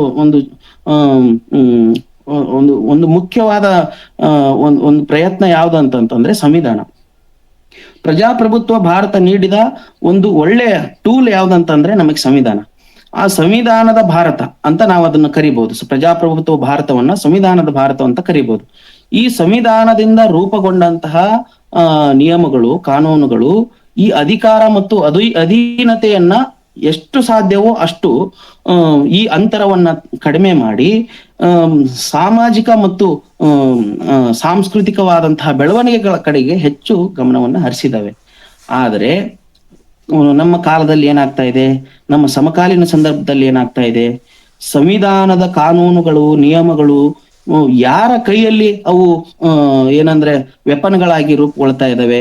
ವಿಚಿತ್ರ ಅಂತಂದ್ರೆ ಇದನ್ನ ಅಂಬೇಡ್ಕರ್ ಅವರೇ ಹೇಳ್ತಾರೆ, ಸಂವಿಧಾನದ ರಚನೆ, ಇದು ಸಂವಿಧಾನವನ್ನು ಅರ್ಪಿಸುವ ಇಂದಿನ ದಿನದ ಭಾಷಣದಲ್ಲಿ ಹೇಳ್ತಾರೆ, ಇದು ಯಾರ ಕೈಯಲ್ಲಿ ಈ ಸಂವಿಧಾನ, ಯಾವ ಬಗೆಯ ಆಡಳಿತಗಾರನ ಕೈಯಲ್ಲಿ ಈ ಸಂವಿಧಾನ ಹೋಗುತ್ತೋ ಹಾಗೆ ಇದು ತನ್ನನ್ನ ವ್ಯಾಖ್ಯಾನಿಸಿಕೊಳ್ಳುತ್ತೆ ಅಂತ ಹೇಳಿ. ಹಾಗಾಗಿ ಆ ಸಂವಿಧಾನ ಬಂದ ನಂತರ ನಡೆದಂತಹ ಬದಲಾವಣೆಗಳಿದಾವಲ್ಲ, ಆ ಬದಲಾವಣೆಗಳು ಏಕಕಾಲಕ್ಕೆ ಸಮಗ್ರವಾದ ಬದಲಾವಣೆ ಆಗಿ ರೂಪುಗೊಂಡುವ. ಈ ತರದ ಚರ್ಚೆಗಳನ್ನ ನಾವು ಇವತ್ತು ಹಾಕೊಂಡ್ರೆ ಅನೇಕ ಪ್ರಶ್ನೆಗಳು ನಮ್ಮ ವರ್ತಮಾನ ಭಾರತದಲ್ಲಿ ನಿಂತಿದ್ದಾವೆ. ಇನ್ನೂ ಒಂದು ಹೆಜ್ಜೆ ಮುಂದುವರೆದ್ರೆ ನಮಗೆ ಇದು ರಾಜಕೀಯವಾದ ಒಂದು ಸಮಾನತೆ ಬಂದಿದೆ, ಆದರೆ ಆರ್ಥಿಕವಾದ ಸಮಾನತೆ ಬಂದಿದೆಯಾ ಅಂದ್ರೆ ನಾವು ಒಬ್ಬ ವ್ಯಕ್ತಿಗೆ ಒಂದು ಮೌಲ್ಯ, ಒಂದು ಮತ ಅಂತ ಹೇಳಿ ನಾವು ಗುರುತಿಸಿದೀವಿ, ಸಂವಿಧಾನದಲ್ಲಿದೆ. ಆದ್ರೆ ಅಂಬೇಡ್ಕರ್ ಅವರ ಆಶೆ ಏನಾಗಿತ್ತು ಅಂತಂದ್ರೆ, ಆ ಭಾರತ ಸಂವಿಧಾನವನ್ನು ರೂಪಿಸೋದ್ರ ಹಿನ್ನೆಲೆಯಲ್ಲಿ ಒಂದು ಮತ, ಒಂದು ಮೌಲ್ಯ ಅನ್ನುವ ಸ್ವರೂಪದಲ್ಲಿ ಒಬ್ಬ ಮನುಷ್ಯ ಒಂದು ಮೌಲ್ಯ ಆಗ್ಬೇಕು. ಅವನಿಗೆ ಆರ್ಥಿಕವಾಗಿ ಎಲ್ಲ ಸಮಾನತೆಯನ್ನ ಕಾಯ್ದುಕೊಳ್ಬೇಕಾಗಿತ್ತು, ಸಾಮಾಜಿಕವಾಗಿ ಸಮಾನತೆಯನ್ನ ಕಾಯ್ದುಕೊಳ್ಬೇಕಾದಂತ ಒಂದು ಆದರ್ಶವನ್ನ ಅವರು ರೂಪಿಸಿದ್ರು. ಆದ್ರೆ ನಮ್ಮ ಸಮಾಜ ಅದನ್ನ ಒಪ್ಕೊಳ್ತಾ ಈ ತರದ ಪ್ರಶ್ನೆಗಳನ್ನ ಹಾಕೊಂಡ್ರೆ ನಮಗೆ ಉತ್ತರ ನಮ್ಮ ಎದುರಿಗಿನೇ ಇದೆ. ಇವತ್ತಿಗೂ ಕೂಡ ನಾವು ಸಾಮಾಜಿಕವಾಗಿ ಸಮಾನತೆಯನ್ನ ಸಾಧಿಸಕ್ಕಾಗಿಲ್ಲ, ಇವತ್ತಿಗೂ ಕೂಡ ಆರ್ಥಿಕವಾಗಿ ಆದ ಸಮಾನತೆಯನ್ನ ನಾವು ಸಾಧಿಸಕ್ಕಾಗಿಲ್ಲ. ಒಬ್ಬ ಮನುಷ್ಯ ಒಂದು ಮೌಲ್ಯ ಅಂತ ನಮ್ಗೆ ಇವತ್ತಿಗೂ ಇಲ್ಲ. ಆದ್ರೆ ರಾಜಕೀಯದಲ್ಲಿ ಮಾತ್ರ ಒಬ್ಬ ಮನುಷ್ಯ ಒಂದು ಮತ ಅಂತ ಅನ್ನುವ ಒಂದು ಮೌಲ್ಯ ಇದೆ. ಆದ್ರೆ ಈ ಸ್ವರೂಪವನ್ನ ಈ ಸಂವಾದಕರು ಇಬ್ರು, ತಾಫರ್ ಮತ್ತು ಸ್ಪಿವಾಕ್ ಅವರು ಹೇಗೆ ಎತ್ಕೊಳ್ತಾರೆ ಅಂದ್ರೆ, ಇದನ್ನ ನಾನು ಒಂದ್ ರೀತಿಯಲ್ಲಿ ತಾಫರ್ ಅವ್ರಿಗೆ, ಇದು ರೋಮಿಲಾ ತಾಫರ್ ಅವರ ಅಣ್ಣ ರೋಮೇಶ್ ತಾಫರ್ ಅವರು ಕ್ರಾಸ್ ರೋಡ್ಸ್ ಅನ್ನುವಂಥ ಒಂದು ಪತ್ರಿಕೆಯನ್ನು ತಂದಿರ್ತಾರೆ. ಆ ಪತ್ರಿಕೆಯ ತಂದಾಗ ರೋಮಿಲಾ ತಾಫರ್ ಅವರು ಆ ಪತ್ರಿಕೆಗೆ ಪ್ರೂಫ್ ರೀಡಿಂಗ್ ಮಾಡುತ್ತಿರುವಾಗ ಮುಖ್ಯಮಂತ್ರಿಗಳ ಕುರಿತು ಇದನ್ನ ಬರೆಯುವಾಗ, ಒಂದು ಪ್ರಲಾಪ್ ಬರೆಯುವಾಗ ಅದ್ರ ಮೇಲೆ ಹೆಡ್ಲೈನ್ ಅಲ್ಲಿ ಮುಖ್ಯಮಂತ್ರಿಗಳು ಕ್ರಿಮಿನಲ್ ಅನ್ನುವಂತ ಒಂದು ಪದ ಬಳಸ್ತಾರೆ. ಕ್ರಿಮಿನಲ್ ಅಂತ ಅನ್ನುವಂತ ಪದ ಬಳಸಿದ ತಕ್ಷಣನೇ ಯಾವುದು ಕ್ರಾಸ್ ರೋಡ್ಸ್ ಅನ್ನುವಂತ ಇದು ಇದೆಯಲ್ಲ, ಯಾವುದು ಪತ್ರಿಕೆ ಸೆನ್ಸಾರ್ ಚೆಕಪ್ ಆಗಿ ಅದು ರದ್ದಾಗತ್ತೆ. ಆಮೇಲೆ ಅದು ಏನು ಕೋರ್ಟ್ಗೆ ಹೋಗ್ತಾರೆ, ಕೋರ್ಟ್ಗೆ ಹೋದ್ಮೇಲೆ ಅದು ಏನು ಅಭಿವ್ಯಕ್ತಿ ಸ್ವಾತಂತ್ರ್ಯದ ಒಂದು ನೆಲೆಯಿಂದ, ಸಂವಿಧಾನದ ಒಂದು ಅಭಿವ್ಯಕ್ತಿ ಸ್ವಾತಂತ್ರ್ಯದ ನೆಲೆಯಿಂದ ಅದು ಆ ಕೇಸು ಇವ್ರ ಪರವಾಗಿ ಆಗುತ್ತೆ. ಅದು ಇವತ್ತಿಗೂ ಚರ್ಚೆಯಲ್ಲಿದೆ. ಅಭಿವ್ಯಕ್ತಿ ಸ್ವಾತಂತ್ರ್ಯದ ಕುರಿತು ರಮೇಶ್ ತಾಫರ್ ವರ್ಸಸ್ ಮದ್ರಾಸ್ ಗವರ್ಮೆಂಟ್ ಅನ್ನುವಂಥ ಒಂದು ಕೇಸಿನ ಸ್ವರೂಪದಲ್ಲಿ ಇವತ್ತಿಗೂ ಕೂಡ ಅದು ಒಂದು ಮಾದರಿಯ ಸ್ವರೂಪದ ಕೇಸ್ ಆಗಿದೆ. ಆದ್ರೆ ನಮ್ಮ ಸ್ವತಂತ್ರ ಭಾರತದಲ್ಲಿ ಅಭಿವ್ಯಕ್ತಿಯ ಸ್ವಾತಂತ್ರ್ಯಕ್ಕೆ ಕೂಡ ಧಕ್ಕೆ ಆಗುವಂತಹ ಒಂದು ಸ್ವರೂಪವನ್ನ ಇವರು ನೆನಪಿಸ್ತಾರೆ.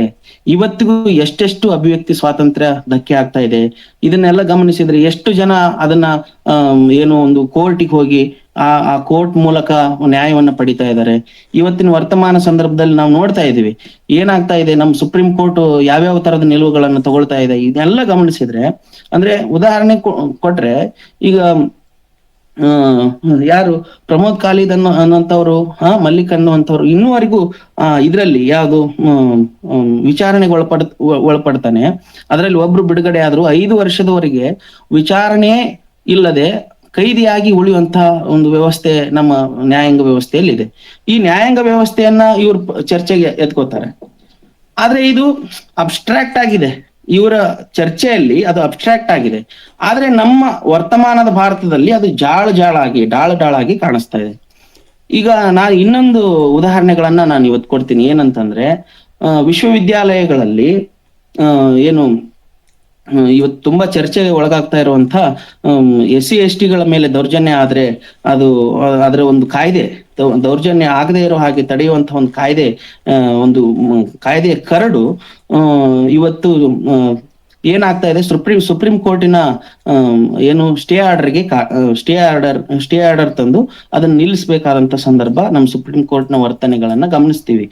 ಆದ್ರೆ ಸುಪ್ರೀಂ ಕೋರ್ಟ್ ಇದಕ್ಕೆ ಸ್ಟೇ ಆರ್ಡರ್ ತಂತು, ಯಾವುದು ವಿಶ್ವವಿದ್ಯಾಲಯಗಳಲ್ಲಿ ಏನು SC ST ದೌರ್ಜನ್ಯ ತಡೆಯ ಕಾಯ್ದೆ ಕರಡ್ಗೆ ಇದನ್ ತಂತು, ಏನು ಸ್ಟೇ ಆರ್ಡರ್ ತಂತು. ಇದೇ ಸುಪ್ರೀಂ ಕೋರ್ಟ್ 2017ರಲ್ಲಿ ಈ ತರದ್ದೊಂದು ಕಾಯ್ದೆ ತರಬೇಕು. ರೋಹಿತ್ ವೇಮುಲಾ ಅಂತವರೆಲ್ಲ ಇದು ಏನು ಸೂಸೈಡ್ ಮಾಡ್ಕೊಂಡಾಗ ಅದು ದೀರ್ಘವಾಗಿ ಚರ್ಚೆ ಮಾಡಿ ಈ ತರದ್ದೊಂದು ಕಾಯ್ದೆ ರೂಪುಗೊಳ್ಬೇಕು ಅಂತ ಹೇಳಿದ್ದ ಅದೇ ಸುಪ್ರೀಂ ಕೋರ್ಟಿನ ಪೀಠವೇ. ಆದರೆ ಅದೇ ಸುಪ್ರೀಂ ಕೋರ್ಟ್ ಇವತ್ತು ಆ ಕರಡನ್ನ ತಡೆಗಟ್ತಾ ಇದೆ. ಆಮೇಲೆ ಇನ್ನೂ ಒಂದು ಹೆಜ್ಜೆ ಮುಂದೋದ್ರೆ ರೈತರ ಕುರಿತು ಬಂದಂತಹ ಒಂದು ಕಾನೂನುಗಳೇನಿದ್ವು, 3 ಕಾನೂನುಗಳು, ಆ ಕಾನೂನುಗಳು ರೂಪುಗೊಳ್ಳುವಾಗ ಅದನ್ನ ತಡೆಗಟ್ಟುವಂತಹ ಒಂದು ಧೈರ್ಯವನ್ನ ಸುಪ್ರೀಂ ಕೋರ್ಟ್ ತೋರಿಸ್ಲಿಲ್ಲ. ಆಮೇಲೆ SIR ಬಂದಿದೆ. ಆ SIR ಕೂಡ ತಡೆಗಟ್ಟುವಂತಹ ಒಂದು ಅದರ ಸ್ಟೇ ಆರ್ಡರ್ ಕೊಡುವಂತಹ ಒಂದು ಧೈರ್ಯವನ್ನ ಸುಪ್ರೀಂ ಕೋರ್ಟ್ ಮಾಡ್ಲಿಲ್ಲ. ಇನ್ನೂ ಒಂದು ಹೆಜ್ಜೆ, ಇಡೀ ಸಾಮಾಜಿಕ ವ್ಯವಸ್ಥೆಯಲ್ಲಿನೇ ಅತ್ಯಂತ ವಿಭಿನ್ನವಾಗಿ ಮತ್ತೆ ಅತ್ಯಂತ ನಮ್ಮ ಕಾಲದ ಅತ್ಯಂತ ದುರಂತವಾದಂತಹ ಒಂದು EWS ಮೀಸಲಾತಿ ಇದೆಯಲ್ಲ, ಆ ಮೀಸಲಾತಿಯನ್ನ ಯಾವ ಪ್ರಶ್ನೆಗಳಿಗೂ ಒಳಗಾಗದೆ EWS ಮೀಸಲಾತಿ ತಂದು 10% ಮೀಸಲಾತಿಯನ್ನ ಉತ್ತಮ ಜಾತಿಗಳಿಗೆ, ಉತ್ತಮ ವರ್ಗಗಳಿಗೆ ಕೊಡುವಂತ ವ್ಯವಸ್ಥೆ ಭಾರತದಲ್ಲಿ ಆಯ್ತು. ಅದಕ್ಕೂ ಕೂಡ ಸುಪ್ರೀಂ ಕೋರ್ಟ್ ಸ್ಟೇ ಆರ್ಡರ್ ತರಲಿಲ್ಲ. ಆದ್ರೆ ಈ ತರದ ಇವುಗಳಿಗೆ ಸ್ಟೇ ಆರ್ಡರ್ ತರುವುದರ ಹಿನ್ನೆಲೆ ಏನು ಸಂಪೂರ್ಣವಾಗಿ ಕ್ಲಿಯರ್ ಆಗ್ತಾ ಇದೆ. ಇದು ನಮ್ಮ ಭಾರತದ ವ್ಯವಸ್ಥೆ ಯಾರ ಕೈಯಲ್ಲಿ ನಡೀತಾ ಇದೆ, ಯಾರು ಅದನ್ನ ನಮ್ಮ ಭಾರತದ ಕಾನೂನು ವ್ಯವಸ್ಥೆಯನ್ನಾಗ್ಲಿ ಅಥವಾ ಇಡೀ ಭಾರತದಲ್ಲಿ ನಡೀತಾ ಇರುವಂತಹ ಈ ಚಲನವಲನಗಳನ್ನಾಗ್ಲಿ ಯಾರು ರೂಪಿಸ್ತಾ ಇದ್ದಾರೆ ಅನ್ನೋದನ್ನ ಸ್ಪಷ್ಟವಾಗಿ ನಮಗೆ ಅದು ದಾಟಿಸ್ತಾ ಇದೆ. ಸೊ ನಾನು ಏನ್ ಹೇಳ್ತಾ ಇದ್ದೀನಿ ಅಂತಂದ್ರೆ, ಈ ಸ್ವರೂಪದ ಶಿಕ್ಷಣದ ಚರ್ಚೆಯನ್ನ ನಾವು ತಗೊಳ್ಳೋಣ. ಈ ಒಂದು ಸಂವಾದದಲ್ಲೇ ಬರುತ್ತೆ, ಯಾರು ರೋಮಿಲಾ ಥಾಪರ್ ಮತ್ತು ಗಾಯತ್ರಿ ಸ್ಪಿವಾಕ್ ಅವರು ಮಾಡಿದ ಸಂವಾದದಲ್ಲೇ ಬರುತ್ತೆ. ಶಿಕ್ಷಣ ವ್ಯವಸ್ಥೆಯಲ್ಲಿ ಏನಾಗಿದೆ, ಶಿಕ್ಷಣ ವ್ಯವಸ್ಥೆಯಲ್ಲಿ ನಮಗೆ ಇವತ್ತಿಗೂ ನಾವು ಶಿಕ್ಷಣ ವ್ಯವಸ್ಥೆಯನ್ನ ಯಾವ ಸ್ವರೂಪದಲ್ಲಿ ಕಲಿತಾ ಇದ್ದೀವಿ ಅಂತ ಒಂದು ಪ್ರಶ್ನೆ ಹಾಕೊಂಡ್ಬಿಟ್ರೆ ಅದಕ್ಕೆ ಉತ್ತರಗಳು ಸಿಗ್ತವೆ. ಉದಾಹರಣೆಗೆ ನಾನು ಹೇಳೋದಾದ್ರೆ, ಶಿಕ್ಷಣ ವ್ಯವಸ್ಥೆ ಯಾವ ಬಗೆಯ ಶಿಕ್ಷಣವನ್ನ ಕಲಿಸ್ತಾ ಇದೆ, ಯಾವ ಬಗೆಯ ಶಿಕ್ಷಣದ ಒಂದು ಸ್ವರೂಪವನ್ನ ನಮ್ಮಲ್ಲಿ ನಿರ್ಮಾಣ ಮಾಡಿದೆ, ಇವ್ರು ಚರ್ಚೆಗೆ ಎತ್ಕೊಳ್ತಾರೆ. ಆ ಚರ್ಚೆಗೆ ಎತ್ಕೊಂಡಿದ್ದನ್ನ ನಾನು ವಿಸ್ತರಿಸೋ ಪ್ರಯತ್ನ ಮಾಡ್ತೀನಿ. ಏನಂತಂದ್ರೆ, ತರ್ಕ ಮತ್ತು ವಿವೇಚನೆಗಳಿಲ್ಲದ ಶಿಕ್ಷಣ ವ್ಯವಸ್ಥೆಯ ವಿವೇಚನೆಗಳಿಲ್ಲದ ಪಠ್ಯಗಳ ಸ್ವರೂಪಗಳನ್ನ ನಾವು ಗಮನಿಸಿದ್ರೆ, ನಾವು ಪ್ರಶ್ನಿಸಿದ್ರೆ ನಮ್ಮನ್ನ ಯಾವ್ಯಾವುದೋ ಕಾರಣಕ್ಕೆ ಏನು ಕಂಟ್ರೋಲ್ ಮಾಡುವಂತಹ ವ್ಯವಸ್ಥೆಯನ್ನ ಗಮನಿಸಿದ್ರೆ ನಿಜವಾಗ್ಲೂ ಭಾರತದ ಉನ್ನತ ಶಿಕ್ಷಣ ಅಪಾಯದಲ್ಲಿದೆ ಅಂತ ನಮ್ಗೆ ಕಾಣಿಸುತ್ತೆ. ನಾವು ಇವತ್ತು ಒಂದು ವಿಶ್ವವಿದ್ಯಾಲಯದಲ್ಲಿ ಅಂದ್ರೆ PhD ವಿದ್ಯಾರ್ಥಿಯಾಗಿ PhD ಮುಗಿಸಿರೋದ್ರಿಂದ ನನಗೆ ಈ ಅನುಭವ ಇರೋದ್ರಿಂದ ನಾನು ಹೇಳೋದೇನಂತಂದ್ರೆ, ಪ್ರಶ್ನಿಸುವವರನ್ನ ಆಮೇಲೆ ಪ್ರಶ್ನೆಗಳೇ ಇಲ್ಲದೆ ಹಾಗೆ ನೋಡಿಕೊಳ್ಳುವ ವ್ಯವಸ್ಥೆಯನ್ನ ಈ ವಿಶ್ವವಿದ್ಯಾಲಯಗಳು ನಿರ್ಮಿಸ್ತಾ ಇದ್ದಾವೆ. ಆದ್ರೆ ಕನ್ನಡ ವಿಶ್ವವಿದ್ಯಾಲಯ ಒಂದು ಕಾಲದಲ್ಲಿ JNU ಮಾದರಿಯನ್ನ ಒಳಗೊಳ್ತಾ ಇತ್ತು. ಆದ್ರೆ ಇವತ್ತು ಏನಾಗ್ತಾ ಇದೆ, ಬರೀ ಕನ್ನಡ ವಿಶ್ವವಿದ್ಯಾಲಯ ಅಲ್ಲ, ಕರ್ನಾಟಕದ ಬೇರೆ ಬೇರೆ ವಿಶ್ವವಿದ್ಯಾಲಯಗಳು ಕೂಡ ಏನಾಗಿದಾವೆ ಇವತ್ತು, ಅವುಗಳ ಪರಿಸ್ಥಿತಿ ಏನಿದೆ ಅಂತ ನೋಡಿದ್ರೆ ಬಹಳ ಬಹಳ ದುರಂತ ಅನ್ಸುತ್ತೆ. ಅಂದ್ರೆ ಇವುಗಳ ಕುರಿತು ಆಳುವ ಸರ್ಕಾರಗಳಿಗೆ ಮುಖ್ಯವಾಗಿ ಕಾಳಜಿಗಳಿಲ್ಲ. ಅಂದ್ರೆ ಶಿಕ್ಷಣ ವ್ಯವಸ್ಥೆ ಅದರ ಅಂದ್ರೆ ಒಂದ್ ರೀತಿ ಎಲ್ಲಾ ರೀತಿಯ ಶಿಕ್ಷಣ ವ್ಯವಸ್ಥೆ ಎಲ್ಲಾ ರೀತಿಯ ತನ್ನ ಶಕ್ತಿಗಳನ್ನ ಕಳೆದುಕೊಳ್ಳಕ್ಕೆ ಆಳುವ ವ್ಯವಸ್ಥೆ ತುಂಬಾ ಮುಖ್ಯ ಕಾರಣವಾಗಿ ನಿಲ್ತಾ ಇದೆ ಇವತ್ತು.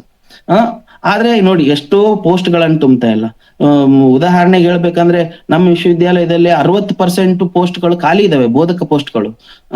ಬೇರೆ ಬೆಂಗಳೂರು ವಿಶ್ವವಿದ್ಯಾಲಯ, ನಗರ ವಿಶ್ವವಿದ್ಯಾಲಯ ಗಮನಿಸಿದ್ರೆ 95% ಬೋಧಕ ಹುದ್ದೆಗಳು ಖಾಲಿ ಇದಾವೆ. ಹಿಂಗೆ ಬೇರೆ ಬೇರೆ ಬೋಧಕ ಹುದ್ದೆಗಳು ಎಷ್ಟು ಖಾಲಿ ಇದಾವೆ.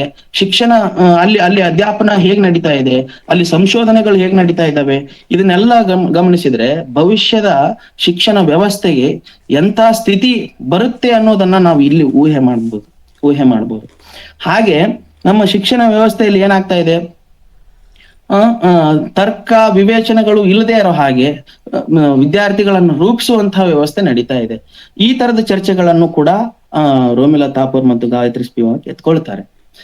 ಇಲ್ಲಿ ಇನ್ನೊಂದು, ನಾವು ಆವಾಗ್ಲೇ ಪ್ರಜಾಪ್ರಭುತ್ವದ ಕುರಿತು ನಾನು ಮಾತಾಡುವಾಗ ಹೇಳ್ತಾ ಇದ್ದೆ ಏನಂತಂದ್ರೆ, ನಮ್ಮಲ್ಲಿ ಹೇಗಾಗ್ತಾ ಇದೆ ಅಂತಂದ್ರೆ, ಭಾರತದಲ್ಲಿ ಏನು ಮತವನ್ನ ಚಲಾಯಿಸುವ ಒಂದು ವ್ಯವಸ್ಥೆ ಇದೆಯಲ್ಲ, ಆ ಮತವನ್ನು ಚಲಾಯಿಸುವ ವ್ಯವಸ್ಥೆಯೇ ಇವತ್ತು ತನ್ನ ಮೂಲ ಗುಣವನ್ನ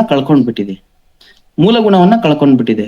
ಏನಂತಂದ್ರೆ, ನಾವು ಮತ ಚಲಾಯಿಸುವ ಸ್ವರೂಪ ಹೇಗಾಗಿದೆ ಅಂತಂದ್ರೆ, ಅದು ವೋಟ್ ಬ್ಯಾಂಕ್ ಸ್ಥಿತಿಗೆ ದಾಟಿ ಎಷ್ಟೋ ದಶಕಗಳೇ ಕಳೆದಿವೆ. ಇದನ್ನು ಕೂಡ ರೋಮಿಲಾ ಥಾಪರ್ ಮತ್ತು ಸ್ಪಿವಾಕ್ ಈ ಚರ್ಚೆಯಲ್ಲಿ ಎತ್ಕೊಳ್ತಾರೆ. ವೋಟ್ ಬ್ಯಾಂಕ್ ಈ ಒಂದು ವ್ಯವಸ್ಥೆ ಅಷ್ಟೇ ನಾವು ನಿಲ್ಲಿಸ್ಬಿಟ್ರೆ ಆಗಲ್ಲ. ವೋಟ್ ಬ್ಯಾಂಕ್ ವ್ಯವಸ್ಥೆ ಮಾತ್ರ ಇದೆ ಅಂತ ಅಂದ್ರೆ ಅಷ್ಟೇ ಆಗಲ್ಲ. ಇಡೀ ಒಂದು ಪಕ್ಷವನ್ನ ಏನು ಅಧಿಕಾರಕ್ಕೆ ತರಕ್ಕೆ ಏನೆಲ್ಲ ನಡೆಯುತ್ತೆ, ಇವತ್ತು ಕೋಟ್ಯಾಂತರ ರೂಪಾಯಿಗಳು ಖರ್ಚಾಗುತ್ತೆ. ಇದನ್ನೆಲ್ಲ ಗಮನಿಸಿದ್ರೆ ಜನಸಾಮಾನ್ಯರು ಏನಾಗ್ತಾ ಇದ್ದಾರೆ, ನಾವೆಲ್ಲ ಏನಾಗ್ತಾ ಇದ್ದೀವಿ, ಇಡೀ ಒಂದು ವ್ಯವಸ್ಥೆಯನ್ನ ರೂಪಿಸಕ್ಕೆ ನಾವೆಲ್ಲ ಮಾಡ್ತಾ ಇರೋ ಪ್ರಯತ್ನ ಎಂಥದ್ದು ಅಂತ ಗಮನಿಸ್ಬಿಟ್ರೆ, ಅಧಿಕಾರಶಾಹಿಗಳು, ಅಧಿಕಾರದಲ್ಲಿರೋರು ತಮಗೆ ಬೇಕಾದಂತಹ ಯೋಜನೆಗಳನ್ನ ರೂಪಿಸಿ ತಮ್ಮ ಸುತ್ತಮುತ್ತ ಇರುವಂತಹ ಬಂಡವಾಳಶಾಹಿಗಳನ್ನ ಇಟ್ಕೊಂಡು ಇಡೀ ಸಮಾಜವನ್ನ ನಿರಂತರ ಅಭದ್ರತೆಯಲ್ಲಿ ಇಡುವ ಹಾಗೆ, ಧರ್ಮ ಮತ್ತು ಜಾತಿಗಳ ನಡುವೆ, ಜಗಳಗಳ ನಡುವೆ ಯಾವಾಗ್ಲೂ ಏನು ಡೈವರ್ಟ್ ಆಗುವ ಹಾಗೆ, ಅವರನ್ನ ಪ್ರಶ್ನಿಸದೇ ಇರುವ ಹಾಗೆ ನೋಡ್ಕೊಳ್ತಾ ಬರ್ತಾ ಇದ್ದಾವೆ. ಯಾವುದೇ ಸರ್ಕಾರ ತನ್ನ ನಾಗರಿಕರು ಪ್ರಜ್ಞಾವಂತರಾಗಬೇಕು, ವಿದ್ಯಾವಂತರಾಗಬೇಕು ಅನ್ನೋದನ್ನ ಬಯಸಲ್ಲ. ಆ ಸ್ವರೂಪದಲ್ಲಿದೆ. ಆದ್ರೆ ಹಿಂದೆ ಇದು ಇವತ್ತು ನಿರ್ಮಾಣವಾದದ್ದಲ್ಲ. ಅನೇಕ ದಶಕಗಳ ಹಿಂದೆ ಇದಕ್ಕೆ ಅಡಿಪಾಯ ಅಂದ್ರೆ ಅಡಿಗಲ್ಲು ಮೂಡಿದೆ ಇದಕ್ಕೆ, ಈ ತರದ ಒಂದು ವ್ಯವಸ್ಥೆಗೆ. ಆದ್ರೆ ಹಾಗೆ ಮೂಡುವುದರ ಹಿಂದೆ ಇದ್ದಂಥದ್ದು ದೊಡ್ಡ ಇದು ಏನು, ಅದರ ಹಿಂದೆ ಇದ್ದಂಥದ್ದು ಮುಖ್ಯ ದೃಷ್ಟಿಕೋನ ಯಾವ್ದಂತಂದ್ರೆ, ಅಧಿಕಾರಶಾಹಿಗಳ ಸ್ವಾರ್ಥ. ಭಾರತವನ್ನ ಹೀಗೆ ರೂಪಿಸಬೇಕಾದಂತಹ ಅಧಿಕಾರಶಾಹಿಗಳ ಸ್ವಾರ್ಥ. ಆಮೇಲೆ ಇನ್ನೂ ಒಂದು ಹೆಜ್ಜೆ ಇದನ್ನ ಶಾರ್ಪ್ ಆಗಿ ಯೋಚನೆ ಮಾಡೋದಾದ್ರೆ, ಇಡೀ ಭಾರತದಲ್ಲಿ ಪ್ರಜೆಗಳ ಕೈಗೆ ಏನು ಅಧಿಕಾರ ಇದೆ, ಅವರು ಯಾರನ್ನು ಓಟ್ ಹಾಕ್ತಾರೋ ಅವ್ರನ್ನ ತರಬಹುದು ಅನ್ನುವಂಥ ಒಂದು ಕಲ್ಪನೆ ಇದೆ ನಮ್ಮಲ್ಲಿ. ಅದು ವಾಸ್ತವ ಅಂತ ನಾನು ಒಪ್ಪಲ್ಲ. ಆದ್ರೆ ನಾವೇನ್ ಮಾಡ್ತಾ ಇದ್ದೀವಿ, ಇಡೀ ವ್ಯವಸ್ಥೆಯಲ್ಲಿ ನಾವು ಒಂದು ಓಟನ್ನ ಹಾಕುವಂತಹ ಒಂದು ವ್ಯವಸ್ಥೆಯನ್ನ ಹೇಗೆ ನಿರ್ಮಾಣ ಮಾಡಿದ್ದಾರೆ ಅಂತಂದ್ರೆ, ಅಧಿಕಾರಶಾಹಿಗಳು, ನೀನು ಯಾರಿಗನ ಓಟ್ ಹಾಕಪ್ಪ, ಒಂದು ಕ್ಲಿಯರ್ ಇವರೇ ಈ ಅಧಿಕಾರಕ್ಕೆ ಬರೋದ್ ಗ್ಯಾರಂಟಿ ಅನ್ನುವಂಥ ಒಂದು ಅಭಿಪ್ರಾಯವನ್ನ ನಿರ್ಮಾಣ ಮಾಡ್ತಾ ಬರ್ತಾ ಇದ್ದಾರೆ. ಸಾಮಾಜಿಕ ಮಾಧ್ಯಮಗಳಲ್ಲಾಗ್ಲಿ, ಆಮೇಲೆ ಪತ್ರಿಕೆಗಳಲ್ಲಾಗ್ಲಿ, ಟಿವಿ ಮಾಧ್ಯಮಗಳನ್ನ ಬಹುಪಾಲು ಏನ್ ಮಾಡ್ತಾ ಇದ್ದಾರೆ, ಅವುಗಳನ್ನ ತಮ್ಮ ತೆಕ್ಕೆಗೆ ತಗೊಂಡು ತಮ್ಮ ಅಭಿಪ್ರಾಯಗಳನ್ನ ಅವುಗಳ ಮೂಲಕ ಹಂಚ್ಕೊಳ್ತಾನೆ ಸಮಾಜದಲ್ಲಿ ಒಂದು ಅಭಿರುಚಿಯನ್ನ ನಿರ್ಮಾಣ ಮಾಡೋದು. ಆಮೇಲೆ ಅನೇಕ ಯಾವುದು ಈ ರಾಜಕೀಯ ಪ್ರಜ್ಞೆ ಇಲ್ಲದ ಜನರ ನಡುವೆ ಇದನ್ನು ಒಯ್ದು ಆ ಧರ್ಮ ಪ್ರಜ್ಞೆಯನ್ನ ಬಿತ್ತೋದು, ಜಾತಿ ಪ್ರಜ್ಞೆಯನ್ನ ಬಿತ್ತೋದು, ಆಮೇಲೆ ಅವುಗಳಿಗೆ ಆಮಿಷಗಳನ್ನ ಹಾಕೋದು, ಈ ತರ ಮಾಡುವುದರ ಮೂಲಕ ಎಷ್ಟೇ ಪ್ರಜ್ಞಾವಂತರಾಗಿ ನಾವು ಇಂಥ ಪಕ್ಷ ಬರ್ಲಿ ಅಂತ ಪ್ರಯತ್ನ ಪಟ್ಟರೂ ಕೂಡ ಮತ್ತೆ ಇನ್ನೊಂದು ಹೆಜ್ಜೆ ಮುಂದೆ ಹೋಗಿ ಕೊನೆಗೆ ಅಲ್ಲಿ ಏನಾಗುತ್ತೆ ಅಂತಂದ್ರೆ EVM ಗಳಲ್ಲಿ ಮಾಡುತ್ತಿರುವಂತಹ ಎಷ್ಟೋ ನಾವು ನೋಡ್ತಾ ಇದೀವಿ ವರ್ತಮಾನದಲ್ಲಿ, ಅವು ಎಲ್ಲ ಬಯಲಿಗೆ ಬಂದಿದಾವೆ. EVM ಗಳಲ್ಲಿ ಯಾವುದು ಓಟ್ಗಳನ್ನ ಹೇಗೆ ಹೇಗೆ ಸರಿಯಾದ ದಾಖಲೆಗಳನ್ನ ಕೊಡದೇ ಇರೋ ಸ್ಥಿತಿಯನ್ನ ನಾವು ನೋಡ್ತೀವಿ. EVM ಗಳಲ್ಲಿ ಬಂದಿರುವಂತಹ ಓಟ್ಗಳು ಎಷ್ಟು ಹೇಗೆ ಅಂತ ಹೇಳ್ಕಾಟ್ ಏನಾದ್ರೂ ನೀವು RTI ಹಾಕಿದ್ರೆ ಅದಕ್ಕೆ ಸರಿಯಾದ ಮಾಹಿತಿಗಳನ್ನ ಕೊಡಲ್ಲ. ಎಷ್ಟು ಕಳ್ಳ ಓಟುಗಳು ಬಿದ್ದಿದ್ದಾವೆ, ಎಷ್ಟು ನಿಜವಾದ ಓಟ್ಗಳು ಅಲ್ಲದೆ ಇರುವಂತವು ಬಿದ್ದಿದ್ದಾವೆ. ಸೊ ಹೀಗೆ ನಮ್ಮ ವರ್ತಮಾನ ಭಾರತ ಬೇರೆ ಬೇರೆ ಬೇರೆ ಬೇರೆ ನೆಲೆಗಳಿಂದ ಪ್ರಶ್ನೆಗೆ ಒಳಗಾಗ್ತಾ ಇದೆ. ನಾವು ಇವತ್ತು ಏನಾಗ್ತಾ ಇದೆ ಅಂತಂದ್ರೆ ಇನ್ನೊಂದು ಎರಡು ಪಾಯಿಂಟ್ ಇದಾವೆ. ಏನಂತಂದ್ರೆ ವಿಶ್ವವಿದ್ಯಾಲಯಗಳದ್ದು ಮತ್ತೆ ಆರ್ಥಿಕ ಬೆಳವಣಿಗೆ ಕುರಿತು ಮತ್ತು ನಮ್ಮ ಭಾರತದ ಅಧಿಕಾರ ಮತ್ತು ದೀನ ದುರ್ಬಲರ ಸ್ಥಿತಿಗಳ ಕುರಿತು, ಅಧಿಕಾರಶಾಹಿ ಮತ್ತು ದೀನ ದುರ್ಬಲರ ಸ್ಥಿತಿಗಳ ಕುರಿತು ಇವರು ಸಂವಾದ ಮುಂದುವರೆದಂತೆ ವಲಸಿಗರ ಕುರಿತು, ಭಾಷೆಗಳ ಕುರಿತು ಈ ಚರ್ಚೆಗಳು ಕೂಡ ಮುಂದುವರೆದಿದ್ದಾವೆ. ಅವು ಇನ್ನಷ್ಟು ಯಾಕಂದ್ರೆ ಇನ್ನಷ್ಟು ಶಾರ್ಪ್ ಆಗುವ ಹಂತದಲ್ಲಿ ಇರ್ಬೇಕಾಗಿತ್ತು. ನನಗೆ ಎಷ್ಟೋ ಸರಿ ಅನ್ಸುತ್ತೆ. ನಾವು ಭಾಷಿಕರನ್ನ ಕುರಿತು ನಾವು ಚರ್ಚೆ ಮಾಡುವಾಗ, ಯೋಜನೆಗಳನ್ನ ರೂಪಿಸುವಾಗ ನಾವು ಭಾಷೆಗಳನ್ನ ಕುರಿತು ಯೋಜನೆಗಳನ್ನ ರೂಪಿಸ್ತಾ ಇದ್ದೀವಿ ಹೊರತು ಭಾಷಿಕರನ್ನ ಕಡೆಗಣಿಸ್ತಾ ಇದ್ದೀವಿ. ಆ ಭಾಷಿಕರನ್ನ ಕಡೆಗಣಿಸ್ತಾ ಇದ್ದೀವಿ. ಹಾಗೆ ಇದರಲ್ಲಿ ಏನಾಗ್ತಾ ಇದೆ, ಸಮುದಾಯಗಳಲ್ಲಿ ಏನಾಗ್ತಾ ಇದೆ, ಕೆಳವರ್ಗಗಳಲ್ಲಿ ಏನಾಗ್ತಾ ಇದೆ, ಆದಿವಾಸಿಗಳಲ್ಲಿ ಏನಾಗ್ತಾ ಇದೆ, ವಲಸಿಗರ ಕಡೆ ಏನಾಗ್ತಾ ಇದೆ, ಅವರನ್ನ ಕಡೆಗಣಿಸಿದ ಯೋಜನೆಗಳೇ ಮುನ್ನೆಲೆಯಲ್ಲಿ ಇದಾವೆ.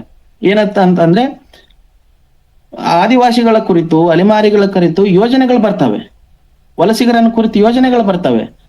ಆದರೆ ವಲಸಿಗರು ಅದರಿಂದ ಎಷ್ಟು ಪ್ರತಿಫಲವನ್ನ ಪಡೆದ್ರು ಅಂತ ಒಂದು ಪರಿಣಾಮ, ಅದರ ಪರಿಣಾಮ ಏನಾಯ್ತು ಅಂತ ಹೇಳಿ ಒಂದು ಚೆಕ್ಔಟ್ ಮಾಡುವಂತಹ ಒಂದು ವ್ಯವಸ್ಥೆ ನಮ್ಮಲ್ಲಿಲ್ಲ. ಇನ್ನೂ ಅಚ್ಚರಿ ಏನಂತಂದ್ರೆ ಎಲ್ಲಾ ಈ ನಾಗರಿಕ ಸಮುದಾಯದ ಬೇರೆ ಬೇರೆ ಬೇರೆ ಬೇರೆ ಒಂದು ವಿಷದ ಸ್ವರೂಪದ ಚಿಂತನೆಗಳು ಎಲ್ಲರನ್ನು ತಲುಪುವ ಸ್ವರೂಪದಲ್ಲಿ ಹೋಗ್ತಾ ಇದಾವೆ. ಈಗ ಉದಾಹರಣೆಗೆ ಒಂದು ಜಸಿಂತಾ ಅನ್ನೋರು ಒಂದು ಕವಿತೆ ಬರೀತಾರೆ. ಏನಂತಂದ್ರೆ ನಮ್ಮ ಆದಿವಾಸಿಗಳು ಅಂದ್ರೆ ಗುಡ್ಡಗಾಡು ಜನರು, ನಮ್ಮ ಗುಡ್ಡಗಾಡು ಜನರು ಗುಡ್ಡಗಾಡಿನಲ್ಲಿಯೇ ಗುಡ್ಡಗಾಡಿನಲ್ಲಿರುವ ನೀರನ್ನೇ ಕುಡಿಯುತ್ತಾರೆ. ನಿಮ್ಮ ಸರ್ಕಾರದ ಪಾನಿ ನಮಗೆ ಬಂದು ಸೇರಲ್ಲ. ನಮ್ಮ ಗಾಡಿನ ಜನರು ನಮ್ಮ ಗುಡ್ಡಗಾಡಿನ ಜನರು ನಿಮ್ಮಲ್ಲಿಗೆ ಬಂದು ಶಿಕ್ಷಣವನ್ನ ಪಡೆಯುತ್ತಾರೆ. ಆದರೆ ಅವರ ಭಾಷೆಯ ಶಿಕ್ಷಣವೇ ಅಲ್ಲಿಲ್ಲ. ಇಷ್ಟೆಲ್ಲ ಆದ್ರೂ ಅಂದ್ರೆ ನಮ್ಮ ಗುಡ್ಡಗಾಡಿನ ಜನರು ಬಂದು ಏನೇ ಕೇಳಿದ್ರು ಕೂಡ ನಿಮ್ಮ ಯೋಜನೆಗಳು ಅಲ್ಲಿ ತಲುಪುವುದಿಲ್ಲ. ಆದರೆ ಗೋವನ್ನು